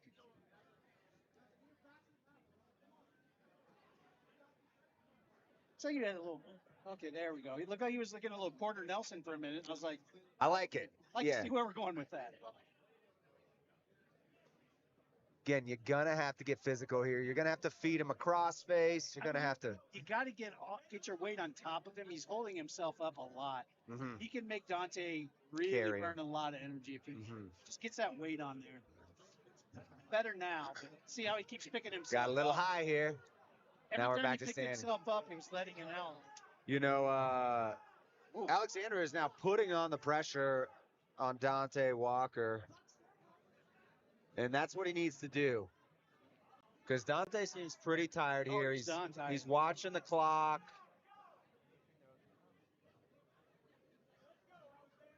It's always interesting when you see the, oh, hey. That's time. And that is regulation. He almost had a body lock. 2 more inches of arm, he was there. 1 round regulation. This is the last of our 1-round regulation bouts. After the intermission on our main card, all will be scheduled for 2 rounds of regulation. This is going to come down to if anybody gets a neck. Yeah. Cardio's done. Cardio's done. This comes down to grit. Yeah. If someone gets a hold of a neck right off the bat, that's where it's going to happen. Yeah. You know, sometimes they're both tired when they take their time to sit down and get Yeah. in a position. There was most of a hook in for a second.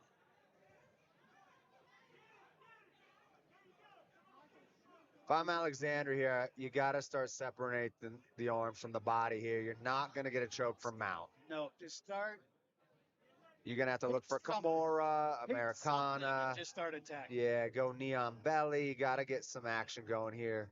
We don't know who won that regulation round. It was close. Oh, he almost Nice had- electric chair. I think we're hurt. We have an injury stoppage. We're hurt. And that is it. Yeah. You know, that is not the first electric chair that led to a torn ACL that I've seen in my life, unfortunately, but it just is what it is. And you get a tight It's lockdown. so fast too. Yeah. Like it's you're okay, you're okay, you're okay, and then it's Pop. done. See you in 6 months. If you're good. Yeah.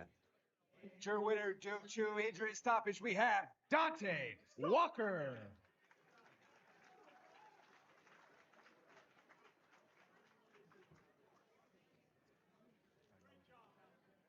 Ladies and gentlemen, that wraps up the undercard here at CJJC 30 for 30. We'll be back in about 15 for the main card. We have the merch booth up front. Please check that out. There are 2-for-1 Pacificos at the bar. Please check that out as well.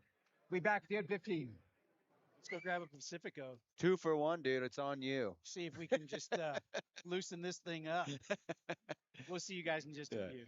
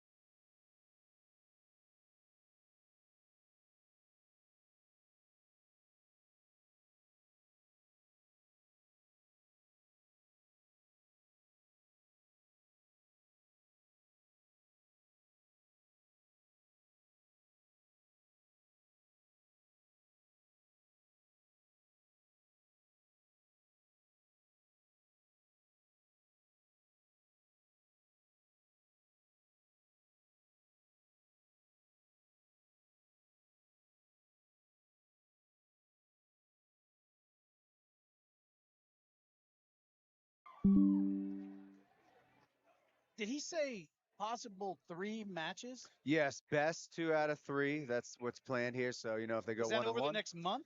No, that's all tonight. Yep, all tonight. That might be illegal. Well, these ladies can do it. They're in great shape, and I think that's really what it's going to come down to, you know. That's the thing. I forgot. People are in shape. Yeah. And I think that's going to be a big factor, of course.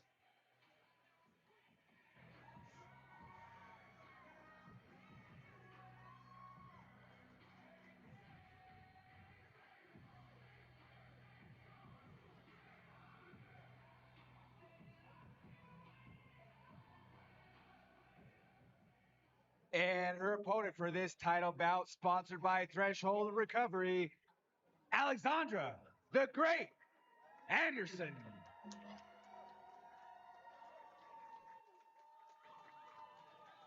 And we have seen a lot of Alexandra Anderson.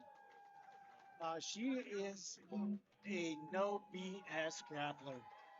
Yeah. Great athlete, technical, one of the best females right now for sure in Colorado competing. Brought a good crowd tonight too.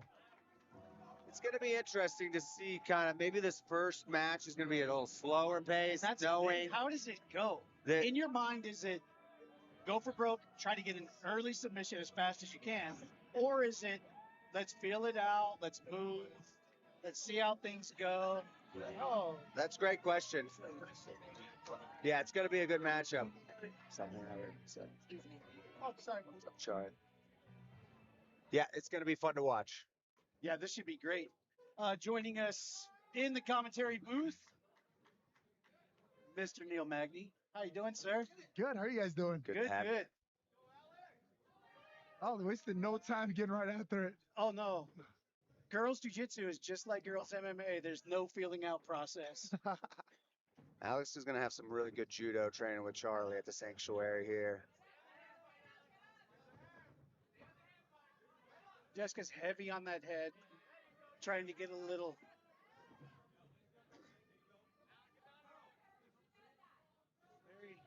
Very interesting to see because, like we were talking about, there's a possible 3 matches that are going to go into this title. So these girls could grapple 3 times tonight. Jeez, at this pace, that'd be hard for them to do. Yeah. And then, impressive they can. Alexandra Anderson.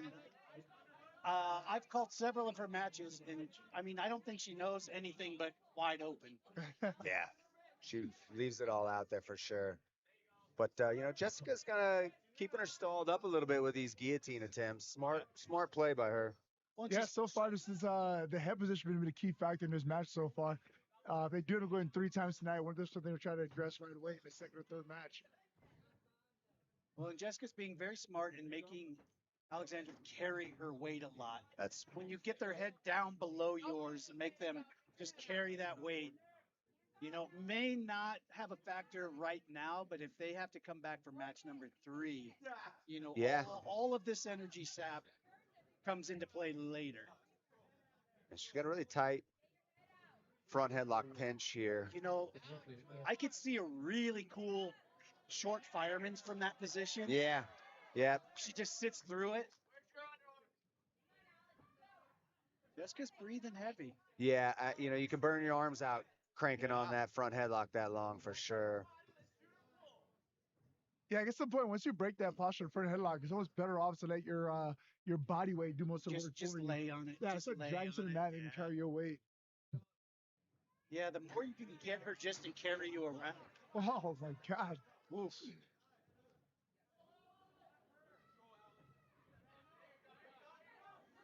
Nice. There's the judo. There it is. We knew eventually we were going to see. Yeah. Now let's see if Alexandra can work from this top position.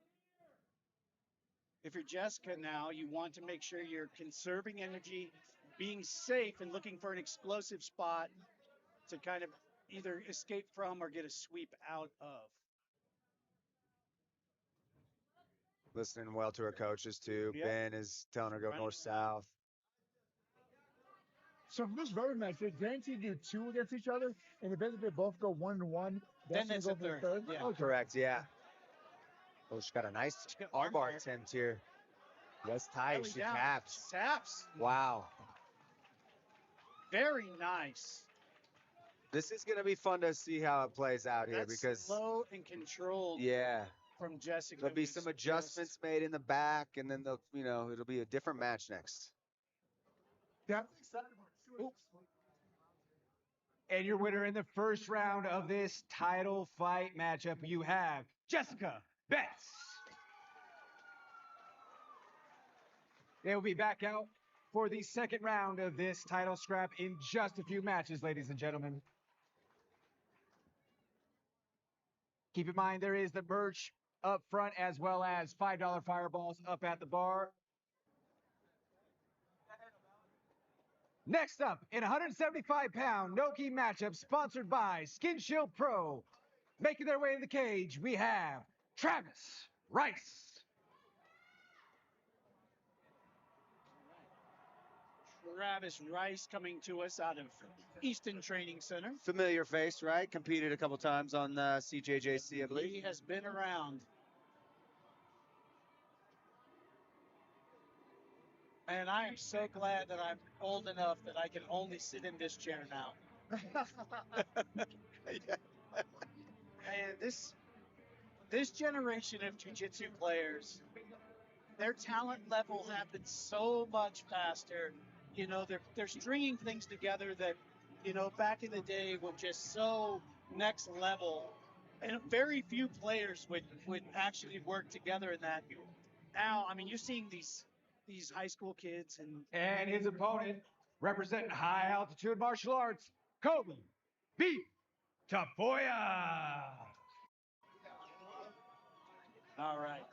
As Cody Tafoya makes his way out, we're seeing even these teenagers, these high school kids competing in CJJC that are just stringing together combinations of jiu-jitsu that I'm into my 30s. I wasn't seeing in the way that they see it now. Yeah, Neil, you've been around. Tell us what you think about the evolution of jiu-jitsu that you've seen just in your career. Yeah, it's been great to see him. I started jiu-jitsu about 21 years ago. So, and back then it was really like limited as far as how you're able to grow. Like I remember learning jiu-jitsu moves out of a book. Yeah. So the fact now these kids can just jump on the internet and like actually dive in, research and study moves, it just shows us how far the game has gone. Like coming up 20 years ago, your game was based off of who your instructor was. Yeah. You had a black belt that ran to school, and you had maybe a purple belt that was running classes. And based on what they were taught from their instructor, that's what as far as That's all of it. That's all the jiu-jitsu. Sure. It's like your island, whatever your island of jiu-jitsu knew, that was it. Yeah. Now I've seen guys go out there, like they'll compete on Saturday night, and by Sunday morning, everyone's dissecting the film and breaking it down and literally studying it. Well, look at all the leg attacks and leg play that you see now. You go back to even 2016, 2017, that it was not like the staple. That was not the bread and butter. It was actually frowned upon. Like, if you went for anything other than a straight ankle lock 15 years ago, you were the idiot that got kicked out of the gym back then. You were not wanted anymore. Now you have guys within like 3-stripe white belts. They're going into deep ashi and all types of stuff. Yeah. It's fun to watch. Here we go. We got Travis Rice and Kobe Tafoya.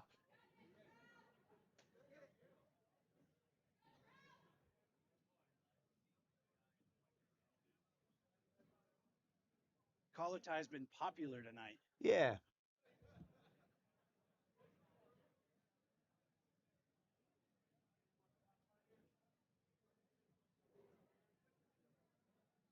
See what the old push. There we go. Duck under.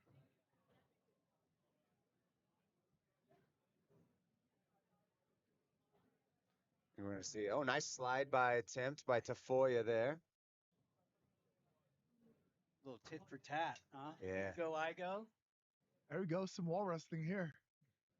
Yeah, such a fun element of this competition. I think it's so cool to watch these guys develop a better wall wrestling game that was non-existent in jiu-jitsu. Well, when you see jiu-jitsu until you get a couple different promotions that are doing jiu-jitsu in a cage. They're on an elevated platform.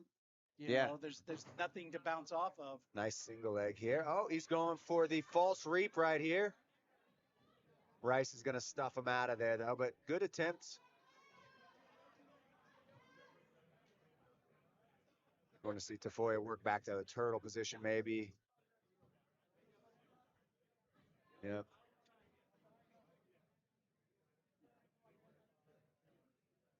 Got a crucifix going on here by Travis Rice. Now strike. No. Yeah. Couple of Gary Goodrich elbows will feel great right about now. There you go.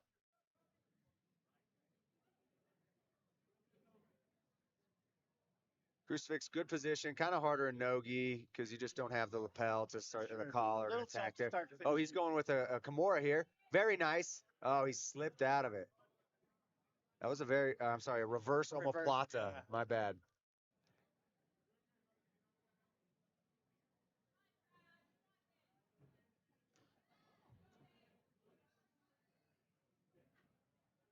It looked like he was tucking the head for an anaconda there for a second. Did you see how he's pulling him in? Right there, yeah. Yeah, I couldn't. I think he's going to go back to the crucifix position here.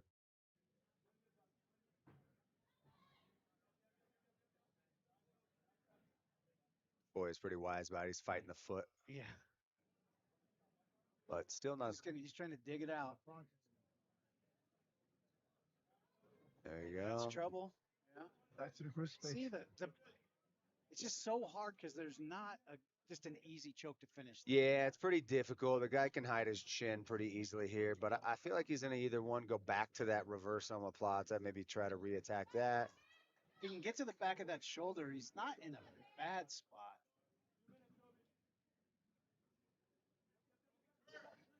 There we go. Now he's got to get a little more bite on the neck. There, that could be a problem. Yeah, that far underneath the neck is the biggest something getting deep here. Turn towards him and. Oh, he slipped. Oh, wow. Spun out. I think the leg attacks right here are playing really well for Tafoya. I think that's his plan right there. That's a nice outside heel hook. He's going to run into the cage, which actually is going to stop this rollout. And now he's attacking a straight ankle lock. Rice is, but Tafoya's not even sweating it.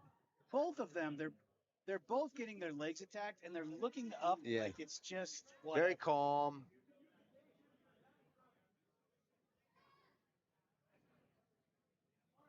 And these entanglements end up. Got an inside heel hook possibility here, and that is not something. All right, 2 Aoki locks going at one. Is The thing is, these entanglements end up in a submission really quick. Yeah, here's the inside heel hook. That's going to be a problem if you can't get that. Boy, it acts like no problem. From the sidelines. So much easier on your body. 50-50 position here.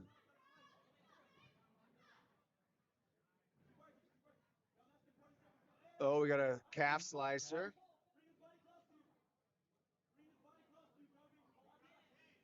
He's got to hook that. There he goes. Now he's in a better spot.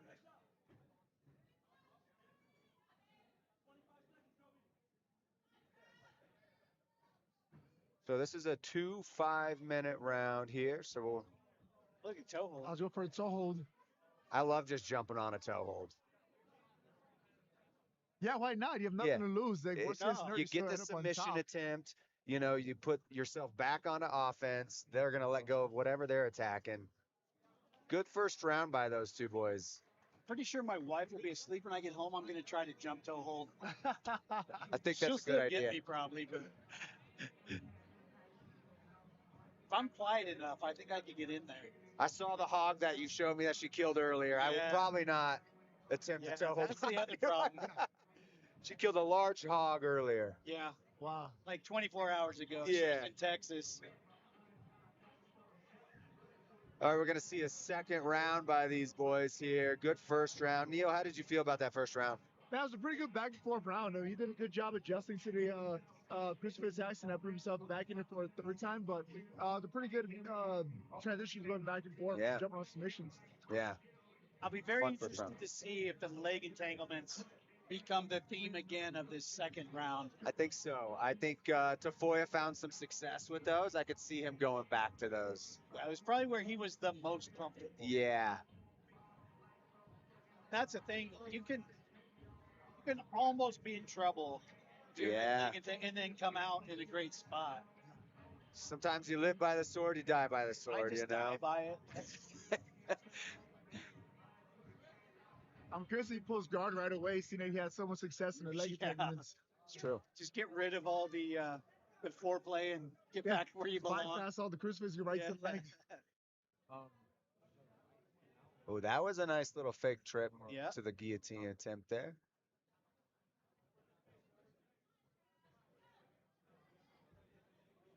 In all honesty, if I'm Tafoya, I'm probably going to eliminate tying up with Rice. Yep, there he is, right back to the leg. Yeah, right back to the legs, and Travis is exchanging with him here. He's got an outside heel hook. Tafoya very calm, collected here. And this is what I was talking about earlier. You know, this leg play has come in the last, less than 10 years. Yeah. The guys are so comfortable with it. You know, back in the day, someone grabbed you like that, it was, you're panic running. Yeah. Back in the day, that's me today. Stop.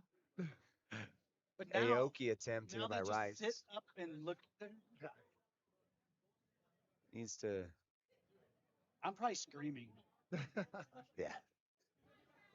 I'm having a hard time just watching this. Yeah. Oh. Yeah. Well, I probably blew my Achilles and my MCL just sitting here watching this happen.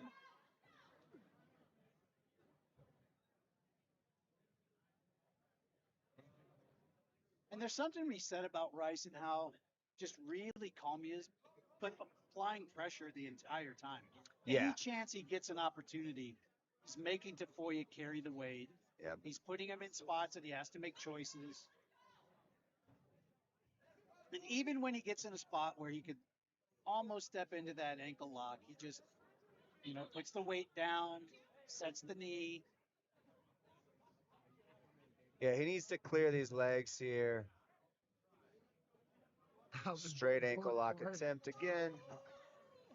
He's good. Oh, here we go. We've got an inside heel hook attempt here. Neil man, is struggling watching this.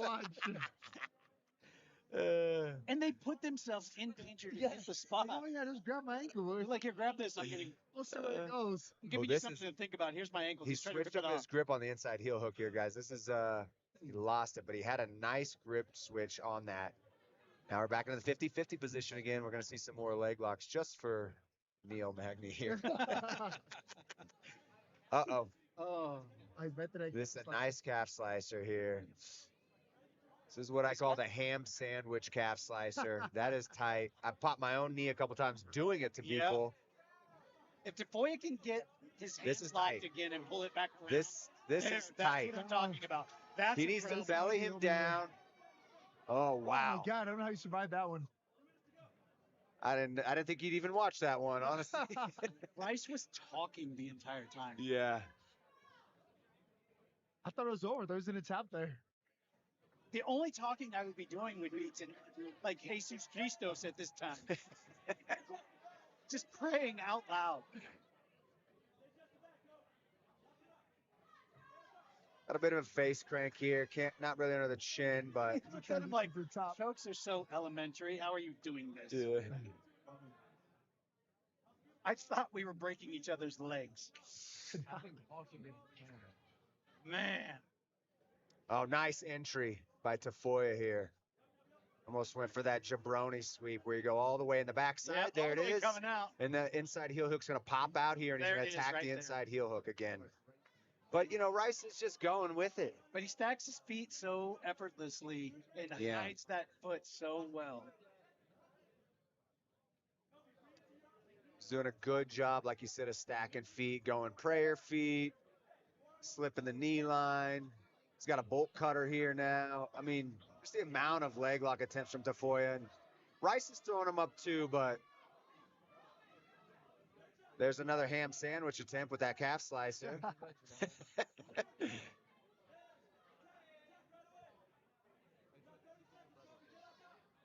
You want him to grab that inside heel hook quickly on the way through. Yeah. It's leaving it for just a second. And Yeah. Giving Rice the time to get that knee way out. Nice last attempt by Rice here with a straight ankle lock, but Ah! wow, I did you hear something? That popped. That popped. I'm just gonna do this. That was few moments. I'm gonna watch I was trying to avoid the entire evening, just looking at those, but that's exactly what Neil did not want to see or hear, dude. This from the crowd view. Luckily, now. I have the headphones on, and I didn't hear that. I felt it all the way through me. Yeah. Hopefully it's not the knee. Hopefully it's the ankle. But, you know, like I said, man, you live by the sword. You die by the sword sometimes. You get in those leg lock battles, and you might be the one that comes out on top, and you might be the guy that's limping off, even though you won 80% of those battles. Oh, back to the street. Oh, thank you. I think it'll be all right. That was a straight ankle lock. He's going to hobble off, but I don't think there's any knee damage, which is great. Hey. Great way to play that. Travis Rice.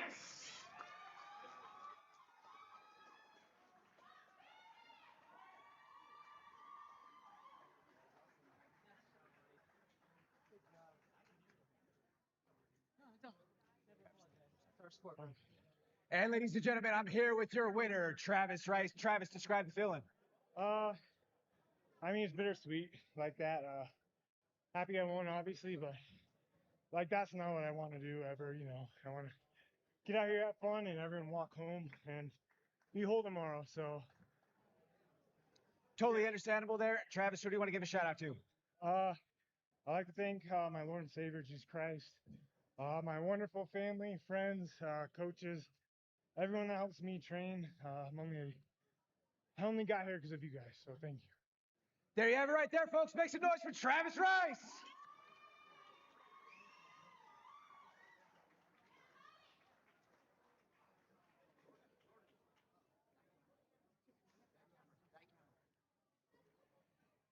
And ladies and gentlemen, unfortunately, we did have one match that was a scratch from this main card, but we are going to bring one of the competitors who did show up available out here just to speak to you for just a second. Please make some noise for AJ, the Black Bandit, Rob.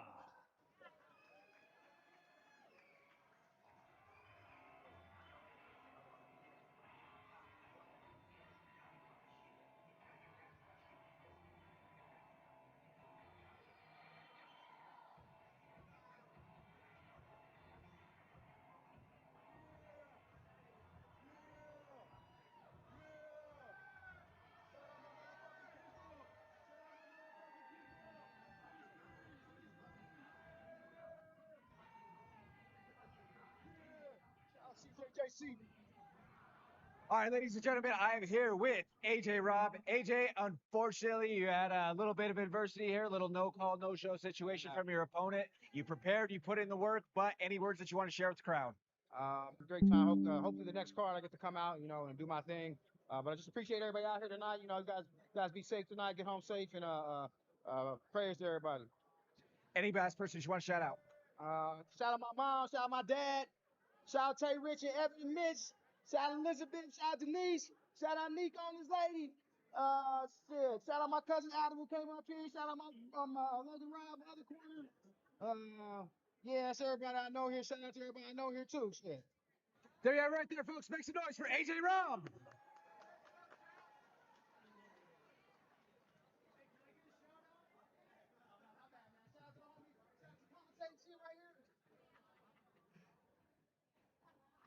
All right, ladies and gentlemen, and now for an adjusted rule set matchup, there is no submissions allowed below the waist here for this one, but making his way to the cage for a 140-pound no-gi matchup sponsored by Tier 1 Performance and Rehab, we have the ace, DeAnthony Muniz.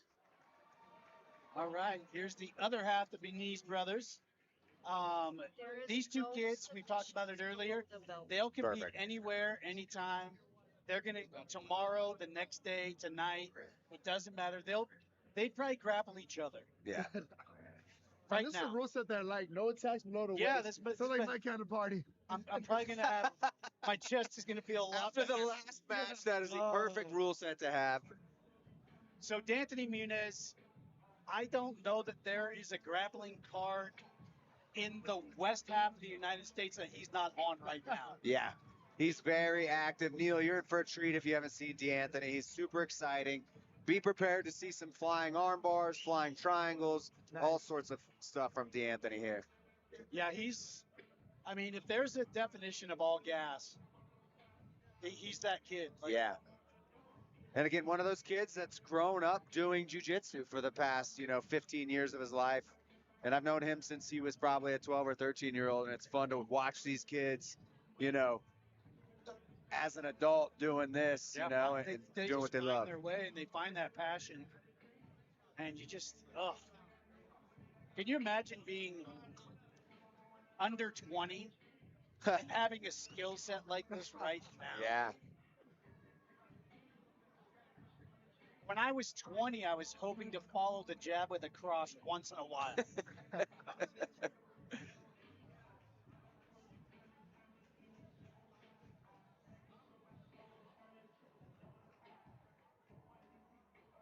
Theo Robinson. Theo Robinson making his way in. And he's got an MMA fight coming up, and that's correct. I think that's why they're doing the no leg locks.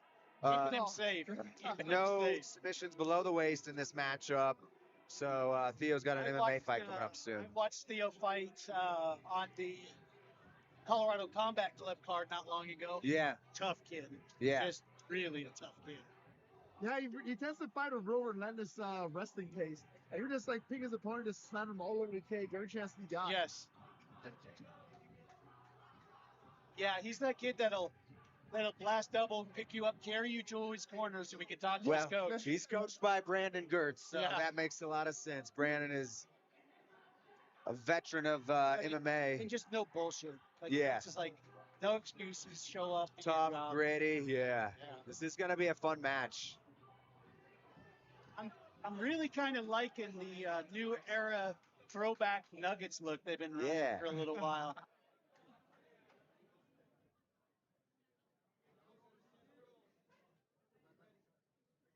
Don't blink, guys. This one guaranteed be fireworks. Scheduled for 2 5-minute rounds. I think Theo's pretty smart on the flying arm bars and whatnot, but man, D'Anthony hits him so fast. He better hit it quick, because if Theo catches him in the air, he's going to spike him like a football. Yeah. And right away with the heavy clubs from Theo.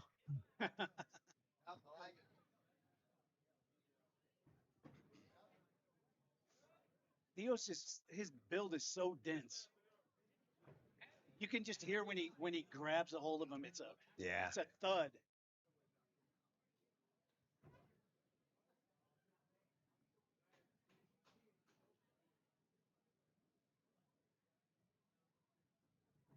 Anthony just going through that Rolodex in his brain, wanting to figure out where he's at. Yeah, does not.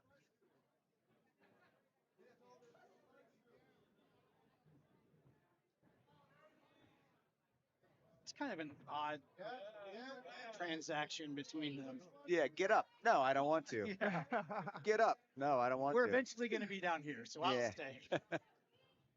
Yeah, I think, D'Anthony's going to, there's the flying technique. And Theo expected it, but D'Anthony just throws up so many submissions that you just stay on defense. And you know what I've learned by watching so many of his matches is he's throwing up feint submissions. Yeah, that's a good point. No intention behind, just feint, and then it's the same one comes back as a finish. Chain them all together. It's pretty impressive. Yeah, he's slick.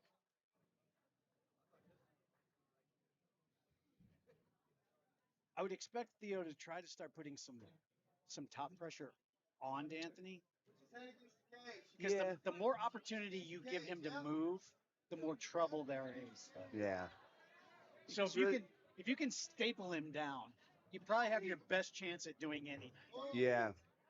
I think he's just focused on maintaining good position here and trying to stay smart in his guard. He knows how dangerous D'Anthony is. back on the feet again. It's going to be fun to see the strategy again. Theo, it's actually a really intelligent strategy. Ooh. Oh, no. Hard headbutt here. I'm seeing stars. This is going to get a little scrappy, boys. Theo's being smart in that he's only going to grapple in places that he wants to. Yeah. You know, he's not going to find my way through the legs to get to you. Yeah, he's definitely taking the fight to his advantage. He's forcing it to be a wrestling match as opposed to just strictly jiu-jitsu. Yeah. And you see a lot of guys that'll get enticed. You know, the guy stays down. He's like, fine, I'll come down to you. Yeah. Where Theo's, you know, he's going to look for his spot to get what he wants.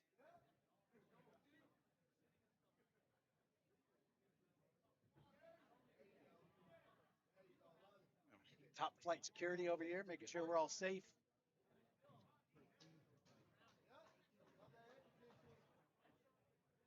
Probably the safest room in the city right now. Yeah.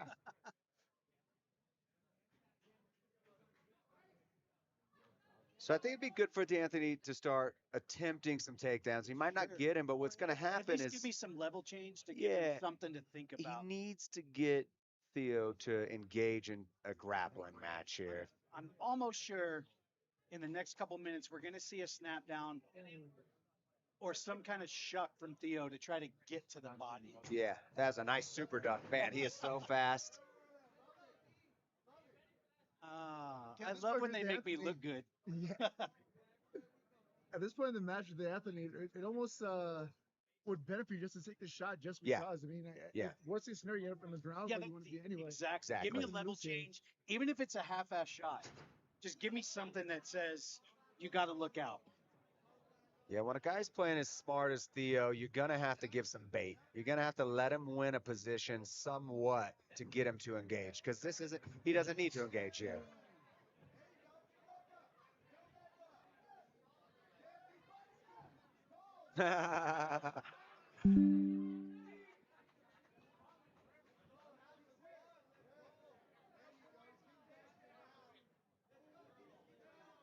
That's D'Anthony's answer to the get up is I'm going to make it look like you don't want to come down. Yeah. First round there, hard to say who that goes to, really. I mean, D'Anthony had the more submission attempts, but there was really nothing there, you know, as far as. Yeah, it was never a submission. Really locker in the city. No. When there's nothing though, you've got to look at the something. Yeah, there was a bit of a triangle that he had for half a second, but you know, I think we're gonna really flying armbar. Looked at a triangle, kind of. Yeah. Halfway from a side eye. Or you scored a headbutt. What do you go for at this point? Yeah. Yeah. Okay, well then we're 3 headbutts to 1 flying triangle.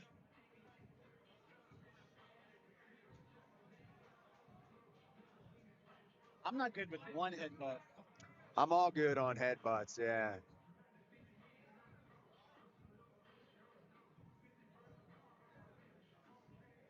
A little extra break. What's going on over here? I think he's maybe telling him who he thought won that round there. I'm not really sure. Here we go, second round, guys. You know, it's going to be interesting to see how the strategy changes here for D'Anthony to try to get some engagement. Yeah, good point. Does he stick with his game and say, it is what it is? Yeah, and wait for the overtimes where he has to engage and gets his back, yeah. And same for Theo. Like, he wasn't in danger. Yeah. So why, you know? True. And both of these guys have really good cardio, so. I like to see that a little bit. Just even that leg tap is a, you know, something. Yeah, at this point, just go for the wrestling. I mean, worst case scenario, you're not in a bad wrestling position. Exactly. Exactly. You might be able to get him to engage in a guard. Yeah, I'll take a bad sprawl. Yeah. I can work from there.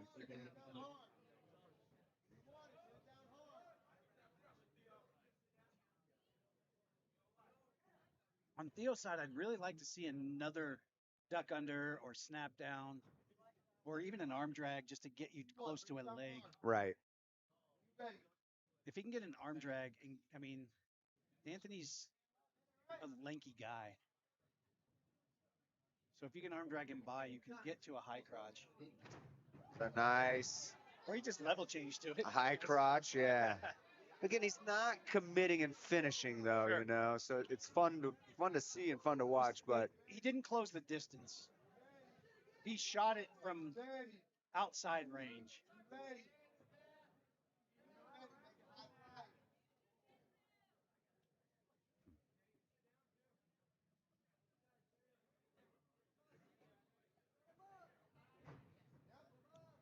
A little Russian tie. yeah. Man, they are just banging their heads together. Just want to pull them aside later and talk about head trauma. Yeah. It's not your friend later, guys. You'll probably forget. No. Wait, what are you talking about?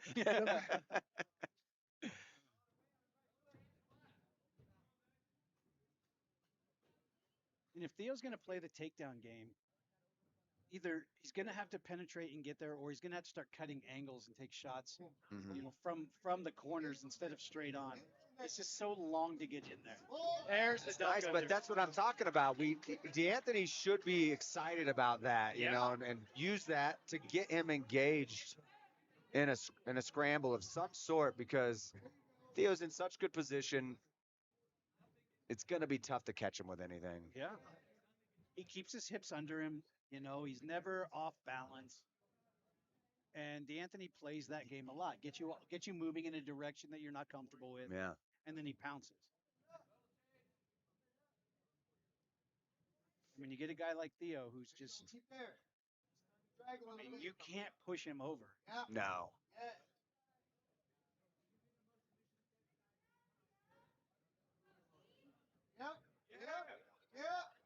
Nice little snap down to a little guillotine attempt here. It's fun to see Theo attack some stuff like that there. Yeah, you want to see something. Yeah. There we go. Here we go. There we're getting there. Now it's Power slap, chippy. baby. But this is what I think D'Anthony's going to be. Yeah. Paul's confused on how to deal with that.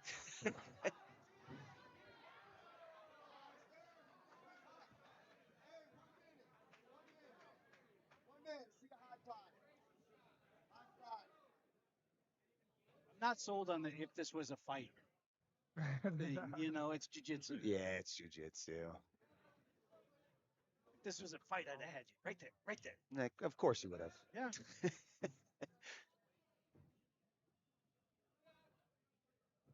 And I mean, it's two different skill sets. Theo is obviously a very well-rounded MMA fighter. Yeah, 100%. And yeah. Anthony is a jiu-jitsu player. Yeah, exactly. Exactly. There's that snap. But here pretty soon, I think we're going to get into overtime here. And then, We're going to see something. yeah. That's nice. Oh, but Theo, you know, see, he just follow it through. Because I think he can hang with D'Anthony in the guard. He showed that already. So it's like, hey, let's see. You got to run that all the way until you hit the mat or the cage. Yeah. If you're that deep, you just got to go all the way. I mean, it's the deepest shot he's been on.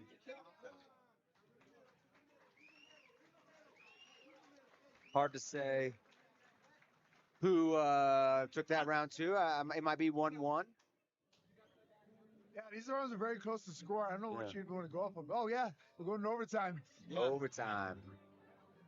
So we'll get to see some groundwork here by both of these gentlemen.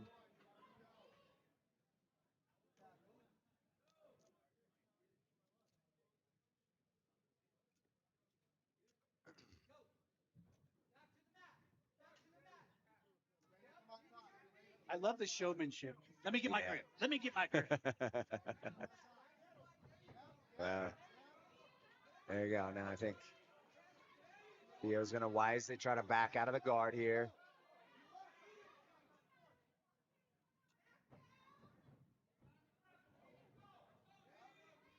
No, he's playing in it. That's good. He's going to stay engaged.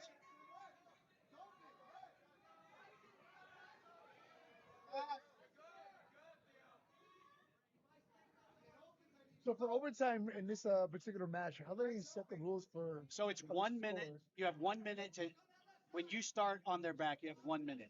Okay. You have to submit. If you don't submit, your opponent gets to take your back for that 1 minute. Okay. If neither person submits, the overtime rounds are thrown out and the judging is off of the 2 actual rounds. Okay. So everything they do now doesn't mean anything unless they So they submit. just submitted. Okay. So now we're going to see Anthony take a And you shot. can submit from top or bottom. It doesn't matter. Yeah, it's 1 full minute.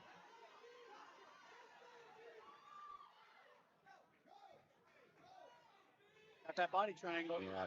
which has been huge today. Oh, He's on that's the it. neck. He's on the neck. This could be problems. That is it. Finished him. Yeah, And that's why Theo avoided those engagements as understandable. long as he could. Yeah. That was a very tactical match. That was fun to watch. Yeah, Those great guys, from both guys. those guys really scrapped it out. There's some showmanship. They had fun. It was a little bit of everything. You know what? Matt Sierra stops D'Anthony because he was getting a little peppery right there. Yeah. The ace, D'Anthony, shooting.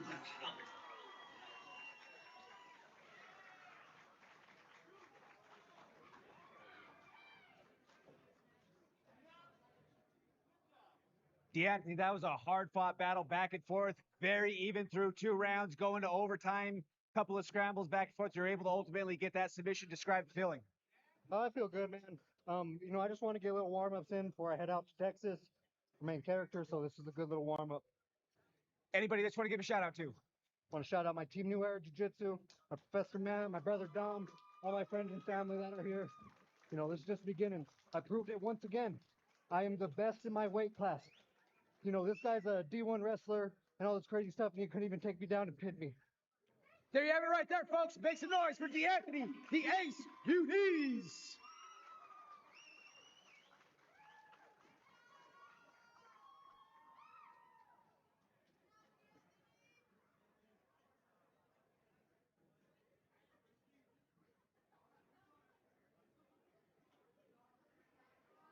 And now for the second round in our title matchup here for the women's 155-pound no-gi strap. Making her way to the cage from Flow State Jiu-Jitsu, we have Jess Betts.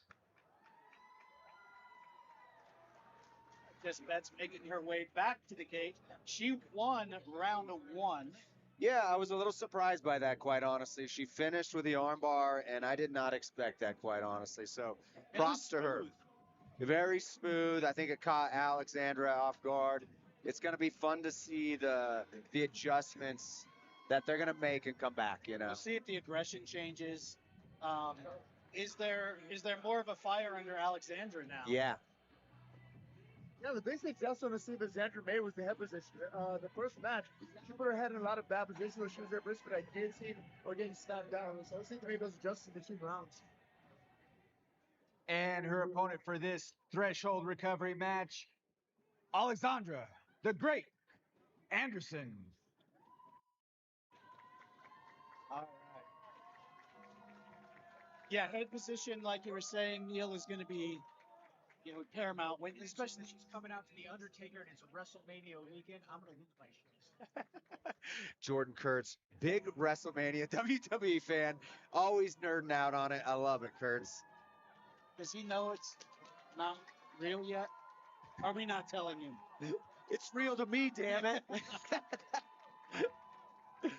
I'll be very interested to see how Alexandra adjusts and comes out to this. I really liked in the first match how she, kept her head on top and made Jess carry the weight. Let's see if she goes right back to that, or if they made any other adjustments in the back. Yeah, I think she's pretty locked in here. So Yeah.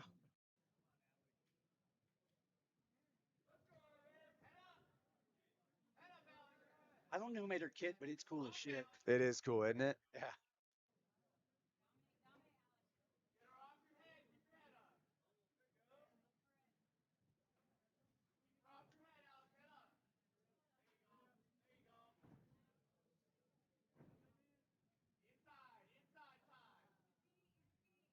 fighting for position on that tie-up.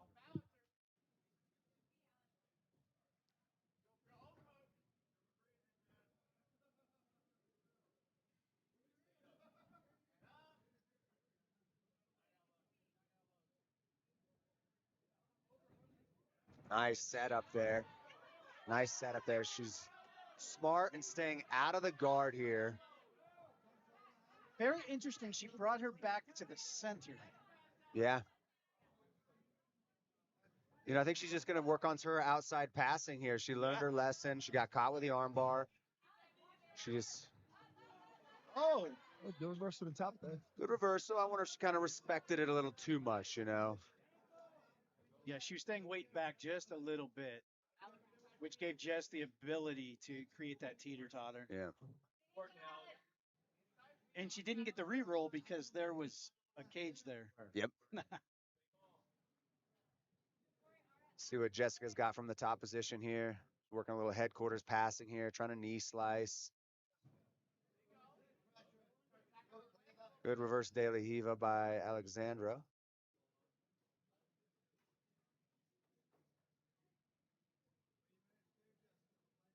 Little things like just stapling that wrist down. Yeah. You know, there's just those little tiny details that give you, that millisecond of advantage. For sure.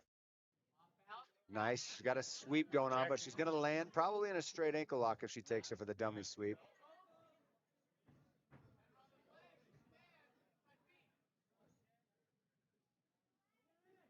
Oh, nice outside heel hook. Oh, she's got it.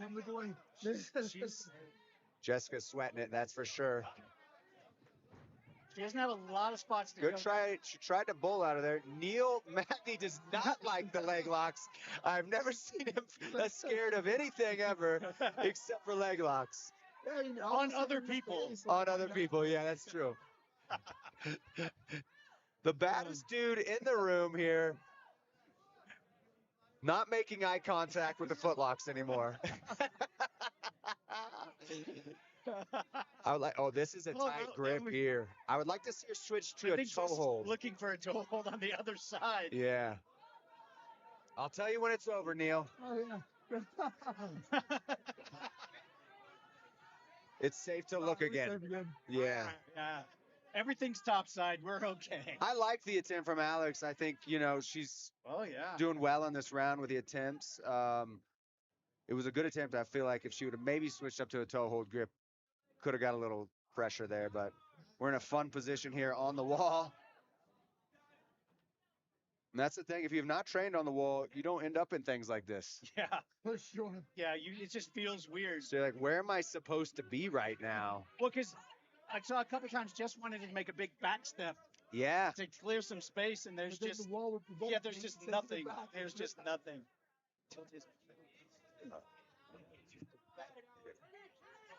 Just got something in the back take, the chair sit, but loses it. Alex is going to respect this position this time because she's not gonna. She's not gonna give away anything. Put her hand on the hot stove last time, and see now the same thing in return. They're so slick in pinning those wrists so they can move their feet.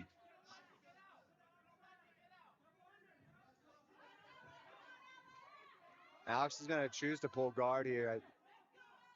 You're back on the legs, going to the K guard here, trying to get K guard working.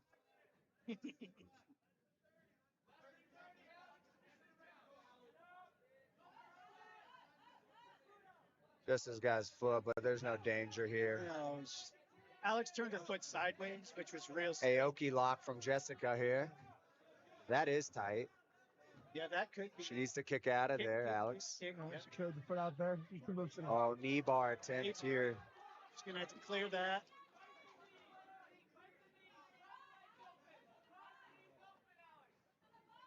Angle's a bit off on the knee bar. She's got to sit back so far because Alex is so much time. Wow.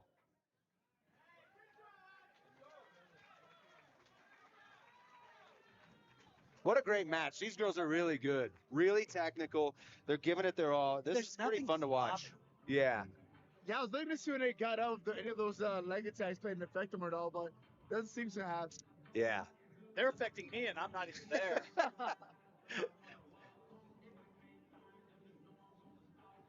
Second round here. This is the title fight. Go ahead. Yeah. So if Jessica wins, That's it. they're going to throw a belt around her waist, and she will be the champ. Just think, Alex has got to win this just to force a third match. Yeah. It's been a fun match. Yeah.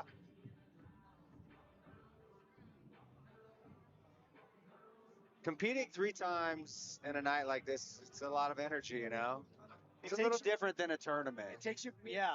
Same person 3 times in a row.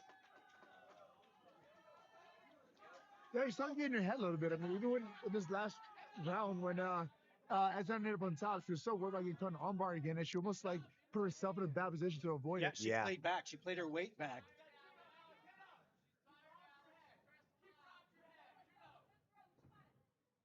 See if we get another thrill from Alexandra. Yeah, she's got a nice setup.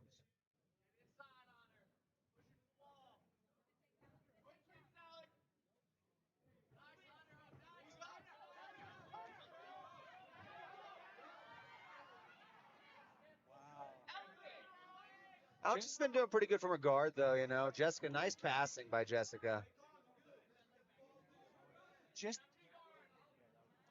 the ability that Jessica had to keep her hips out of that and then let it float until she could settle in. Yeah.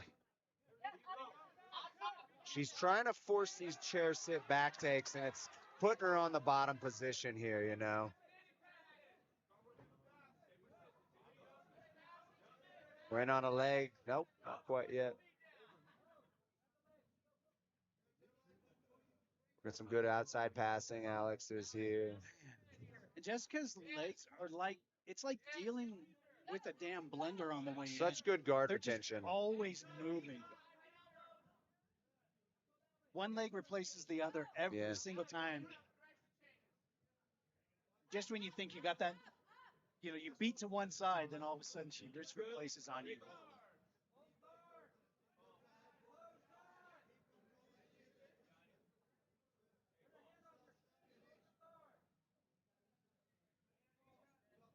Alexandra's corner wants her in the top position. Locked down. Yeah, and keep her in guard. Yeah. Wow.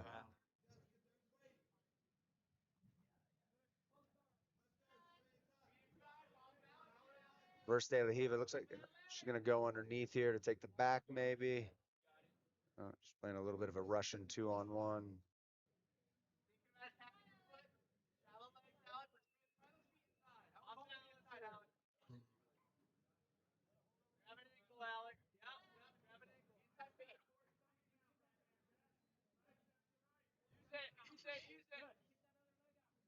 Oh, wow. Tried to get past the legs and... Oh! Boy. There's that wall again. There's it is, man. That wall has been an so frustrating. Jessica's ended up in a position to use that wall as defense twice now. Yeah. In really, really important situations.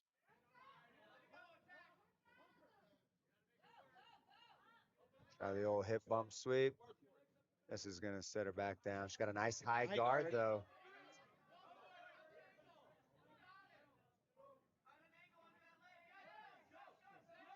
Yeah, that's a tight arm bar. Tap, tap, tap. Wow. Wow. 1-for-1 on the arm bars. This is good. What a fun matchup. You didn't even have to see a leg get hurt, dude. Yeah, I thought it was an elbow. And your winner by armbar, Alexandra the Great Anderson. These two women will run it back for the finals after the main event that is scheduled.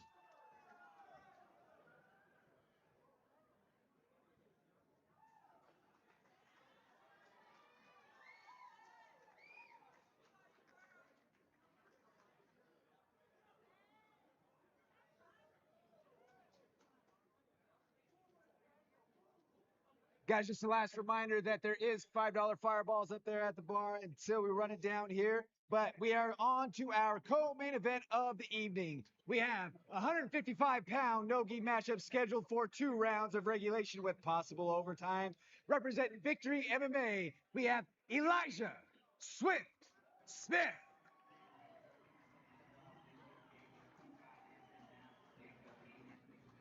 So nice to see a young man like Elijah, who has had just a bottle rocket takeoff to his UFC career. I talked to Steve, and he said they called. Steve called Gil, and Gil was like, "Yeah, I'll ask him if he wants to, but I don't know." Called back 2 minutes later and said, "Yeah." He said, "Yeah, let's go." It's awesome. You can't beat that. He's a kid that just wants to go. Oh yeah, he is such a promising young prospect in MMA. Yeah, I mean, as a coach, that's kind of what you want out of your athlete. I mean, to decide to go out there. And his opponent, making his way to the cage, representing Zenith BJJ, we have Taijitsu Costlow. I wish I could have a name like Taijitsu. I mean, you better be damn good. Trev Jitsu, just change the name. No, it's Trev Eats.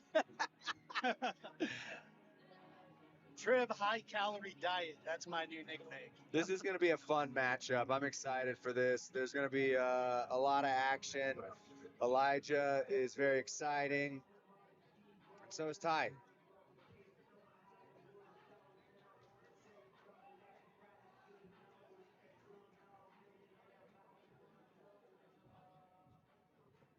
I don't think there's a more proud guy in the room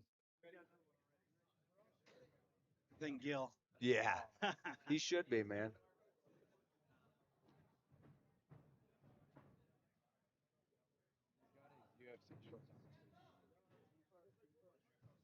I think Ty's going to try to attack the legs here. Yeah. Probably a smart strategy.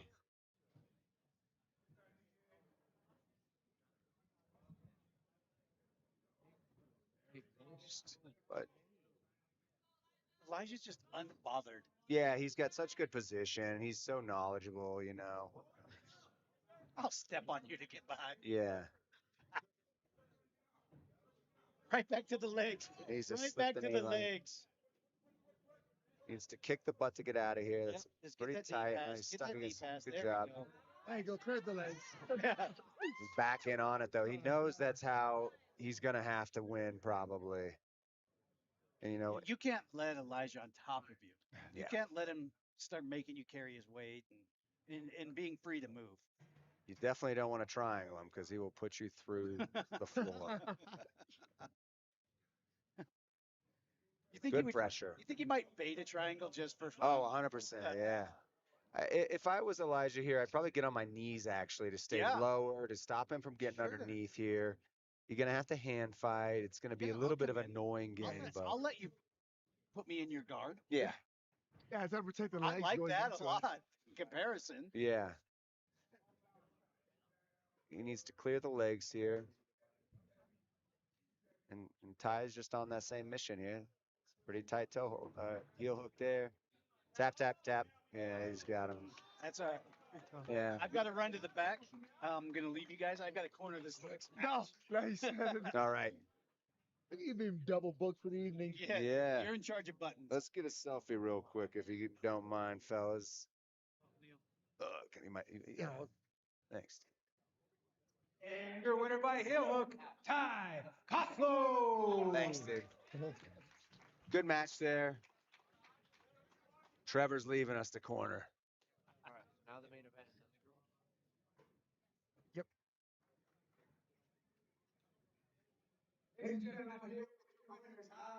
Oh, Ty, how you feeling? Not good. He's really strong. Made it all the way out here from Las Vegas, veteran of the UFC BJJ circuit. Anybody you want to give a shout out to? Man, Dante, you're the man. My dad, I love you, man. You know, they're so good. Shout out to Steven. This is the best promotion in this area. Thank you for having me on. And, you know, there's great fighters, and then there's Ty Costa. Two different, completely different things. Thank you. There you have it right there, folks. Make some noise for Ty Taijitsu Costlow.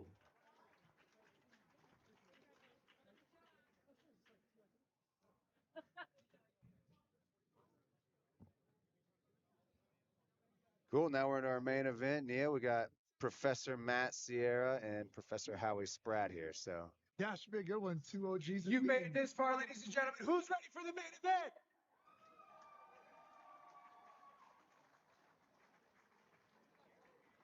Our main event this evening is a 150-pound gi black belt matchup here.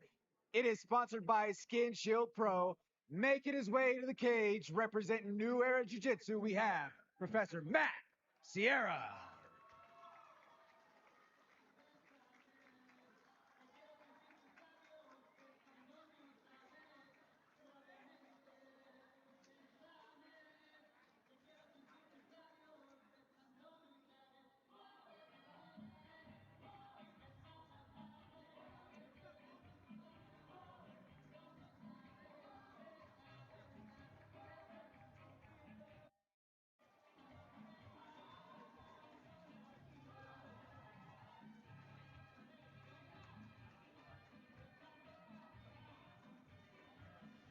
we got a key match here, Neil. What do you think?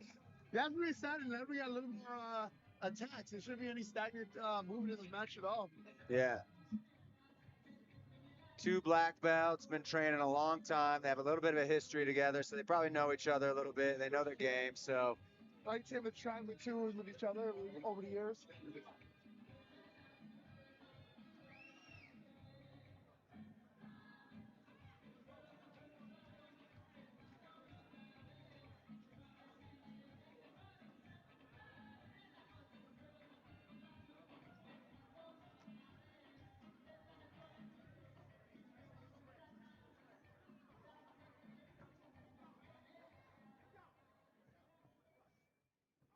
And his opponent making his way to the cage, we have representing GF Team, Professor Howie Spratte.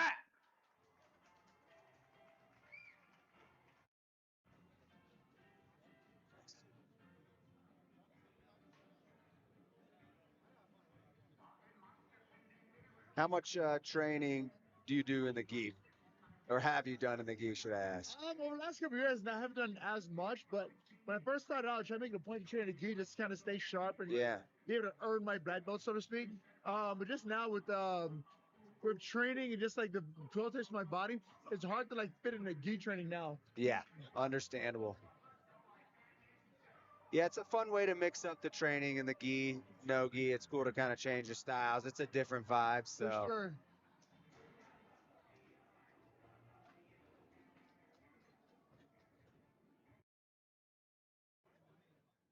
Whoops.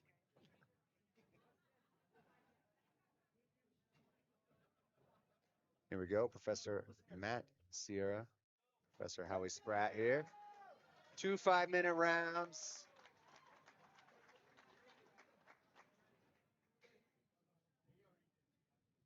There we go, no time wasted. He undoes his gi right off the bat here.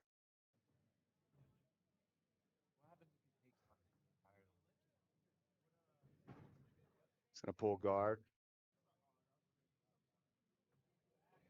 Oh, right into a sweep. Nice. Very nice sweep here. Settling into a mounted triangle almost.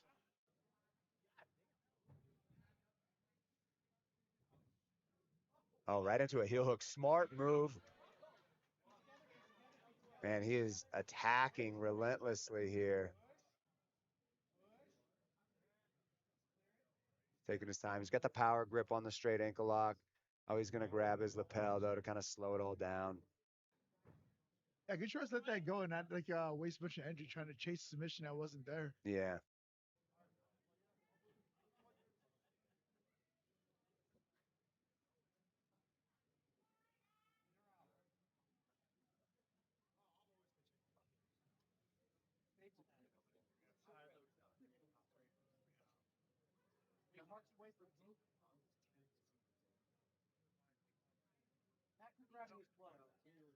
Oh, he's almost stepped over there for a leg lock, it looked like.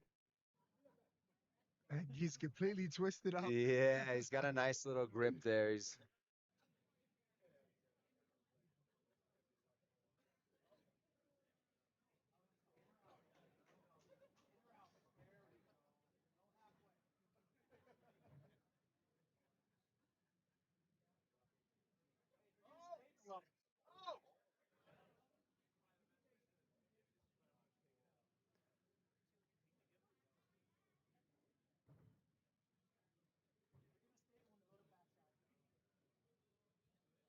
Yeah, Professor Matt being relentless with these gi attacks. He's not letting Yeah, anything nice. going off. Nice grip here. Howie's just trying to stall him out, it looks like. You know, the gi is just such a much different pace because of the grips. You have to be pretty technical and tactical in these positions to try to work through them. And you're at the black belt level. They both know they make a mistake. That's that. Nice sweep there. Okay. Rolled through. Wow, that was a nice grab there. He might try to roll underneath here. Yep. He's going to roll his head underneath. This is pretty tight here.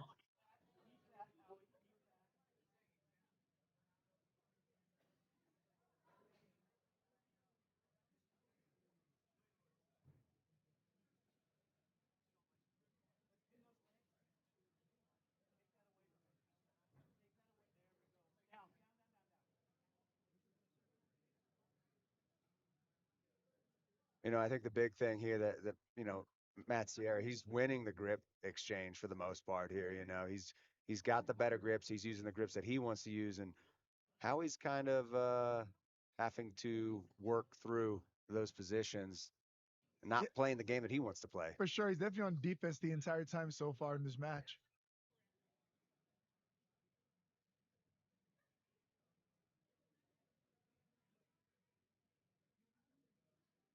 And grab that belt, probably try to sweep him here with the butterfly. I was trying to work that left leg in there to get that butterfly hook in.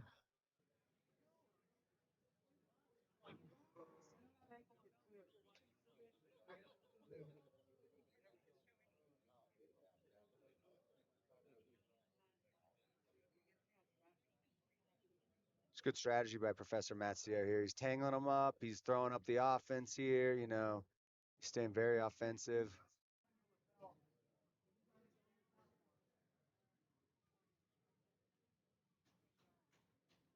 And he's chasing the submission the entire time, and also threatening the sweep. So every time he tries to defend the submission that Matt's throwing up, the sweep opens up as well. Yeah, absolutely.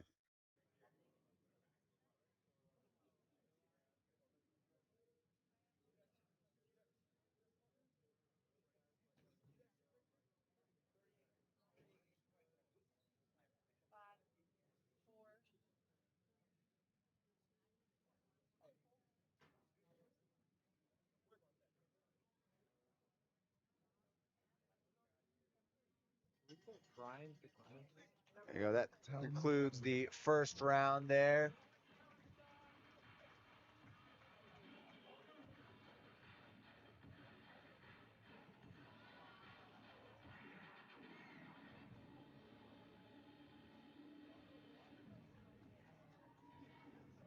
Well, it was a good round for Professor Matt Sierra there. He controlled the tempo. He put up the most offense there. So it's going to be a little interesting to see how he adjusts this round. Yeah, I think Howie has to come out and be very aggressive early on to try to control the fight. The last round, he was playing defense the entire time. Yeah. So taking initiative early would really benefit him to go into the second round. Yeah.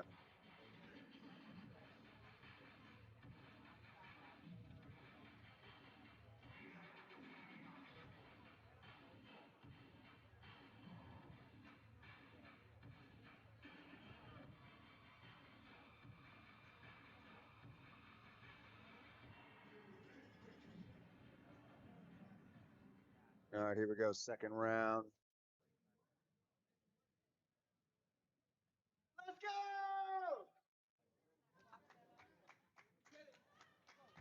go!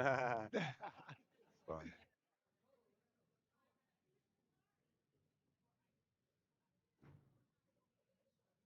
Sierra's going to pull here. Back to. Oh, here we go. This is a tight choke right here. Went right for the loop choke. This is really tight right here. Tight. Wow. He's going to put a nice job by Professor Matt Sierra. Wow. Good attack by Matt. Went right for it. He knew what he wanted. What a great match for him. I know he hasn't competed in a very long time, so for him to come out like that, he looked great.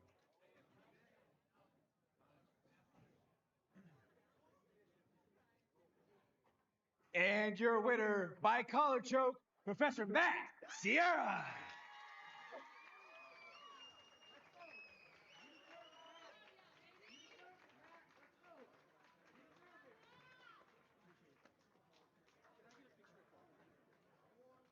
Wait right here. Wait right here. Quick interview and a picture. Come here.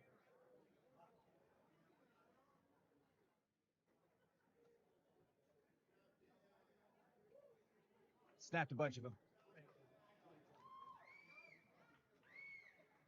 And ladies and gentlemen, your winner, Professor Matt Sierra. How you feeling? I feel amazing and super blessed. Professor, you have a wider audience here. You had a bunch of students compete. What does that mean for you to come out here in the main event, shut down the show, and win by submission? Nothing really. I was a winner before I stepped on this mat because of all the people here today. My students are amazing. My only dream in life is to make my students better than I am, and I think tonight they showed a lot of that. So I'm super happy tonight. Who do you want to give a shout out to? My wife, my kids, my entire team, all my student-based guys for giving us an amazing platform. Go find yourself a good jiu-jitsu school. Get into it immediately. There you have it, folks. Make some noise for Professor Matt Sierra. What a performance here. And ladies and gentlemen, one last matchup on the evening to close things out. We have the final round of our title matchup. For all the marbles to take home the belt tonight, we have the final round between Jessica Betts and Alexandra the Gay Anderson. Who's ready for the main event? Who's ready to fight this championship? Making her way to the cage, representing Flow State Jiu-Jitsu, Jessica Betts. Yeah, look who's back. Trevor is back with us. What a match that was by those two, black belts, very seasoned. Well, I told him not to lose. You know what? You did your best, dude. It wasn't the coaching. I told him to pull his hair. Yeah. That's the bad He thing didn't about listen at coaching, all. dude. You never take credit for the win, but you always take credit for the loss when you're a good coach, you No, know? he didn't listen. That was fun. Yeah, it was Those fun. are two of my very best friends. That's awesome, so man. That's what made it so cool. We have the third and final match between these two ladies here. I'm excited. And her opponent, Alexandra the Great Anderson. What is the over and under on an armbar? We could see it again, yes. 1 for 1 on the arm bars. If it's minus 300 or more, I'm in. I think Neil wants to see more leg locks. So Yeah. If we're gonna avoid leg locks for the last match, that'd be a great end of the evening. these girls, it's been a great show tonight. Yeah. But these girls have really These have girls have been the almost highlight. stole the show. Every match has been great. I'm very excited for this last one here. Yeah, buddy. I feel like I've seen you guys before. Here we go. And this is really a battle of attrition And right now here. This it's is our fun. third match. Now it's fun. Now it's fun.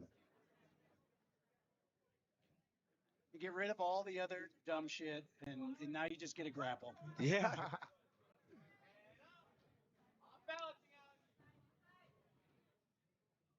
It's going to come down to if they can grind each other out here, who's going to have the gas tank at the end, right? This is their third match tonight.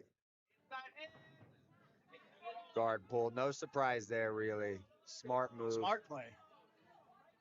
I think she's just going to try to slow Alexandra down, and Alexandra's going to have to maintain good position here.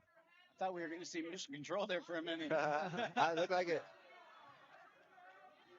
Smart move, putting the knee down. Look for the knee slice. Yep.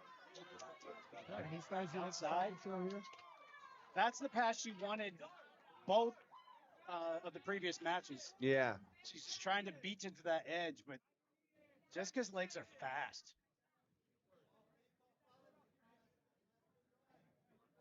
Nice reverse De La Hiva by Jessica here, but Alex working her headquarters passing, looking at knee slice. I could see her dropping down for a leg again. Yep. We're going to call that the Neil Magny. Yeah. Look away, Neil. Oh, here we go. Back to the legs. And she's got the straight ankle. She It's not too bad. This is does. just a straight ankle. But I just think Alex is going to try to eat it if possible. Here we go. Nice bolt cutter. Oh, Heel hook. look away, gentlemen. Let me know how it Everybody's goes. got something. Yeah.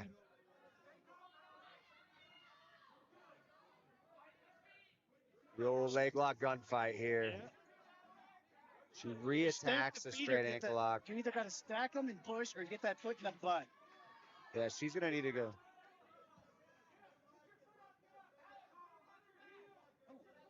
Or you could just kick her in the head. Slip the knee line here. We're in 50-50 here. This is a good bite on that heel hook.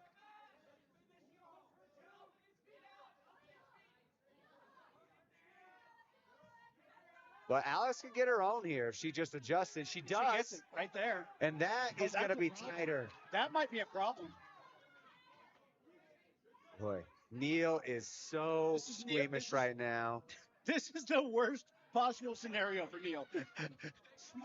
Everybody's breaking a leg. They're slowly going back to safety. Here we go. Just slide back, huh? He's such a positive dude. He wants everybody safe. I just hope everybody has a good time. Yeah. Wow, good passing by Alexander here. Fast. Yeah, and I think this is now going we to start pull to wear now. on Jessica here. Alexander's not going to go away right now either. No. And she just needs to drain the gas tank of Jessica. So Jessica's so dangerous. Well, she's so fast with her hips. She's got great arm bars. She's obviously got good leg locks. Yeah. She will spin on you. Yeah.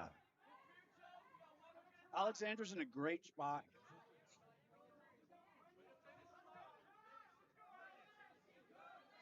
Jessica thought about trying to roll. Don't cross him. Where's that body triangle?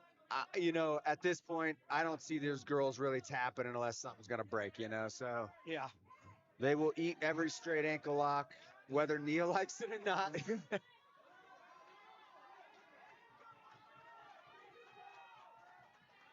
Jeff, gift wrap? I think she's going to fall off and maybe go for an arm bar here, Trevor. Feel it? Yeah, she looked like she was thinking about it, but I think it's smart. She just maintains What grip position. does she have on the other I believe side? she has a gift wrap on that side, correct?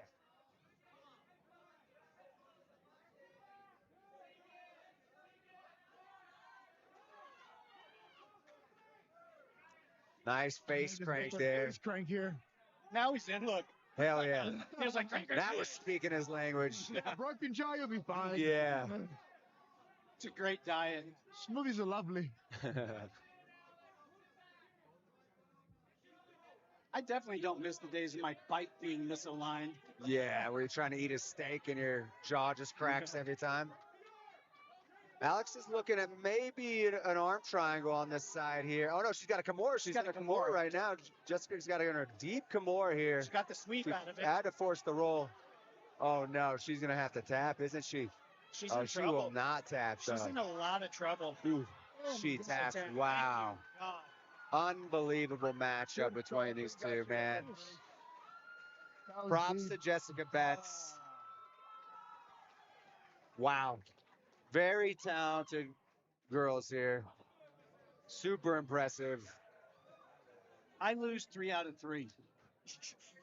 I'd put money on that.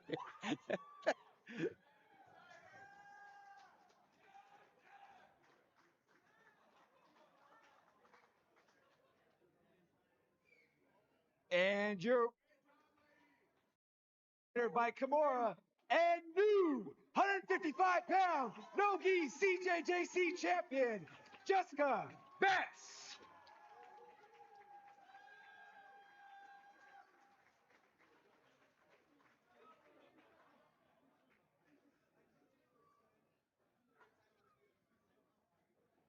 Ladies and gentlemen, I'm here with your winner, new champ here, Jessica. How you feeling? Oh, pretty fucking good. 3 hard-fought rounds. I mean, 3 hard-fought full matches there to finally get your hand raised in victory. Describe what that was like. That was one of the best feelings I've ever had. Is there anybody that you want to give a shout out to? Yeah, my Lord and Savior Jesus Christ, my coaches, my family, all my teammates at Blow State. What's next for you? Hopefully Worlds. There you have it right there, folks. Make some noise for Jess Betts.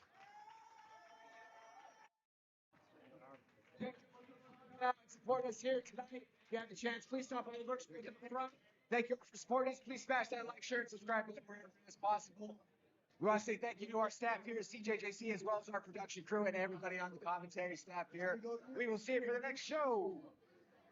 All right, guys, that is going to wrap us up for CJJC 30 for 30. Yeah. 1 popped ankle, Wasn't too bad. 12 squeamish Neil Magnies. I've never seen it. Yeah. What a great night of matches. Night of jiu-jitsu Yeah. tonight. Yeah. What do you think, Neil? Man, it was an honor to be here. It's a pleasure to be here. Definitely enjoyed the show. A lot of great competitors brought us some great skills tonight. So it was a pleasure to be a part of it all. It was great. Thanks for joining us. Can't wait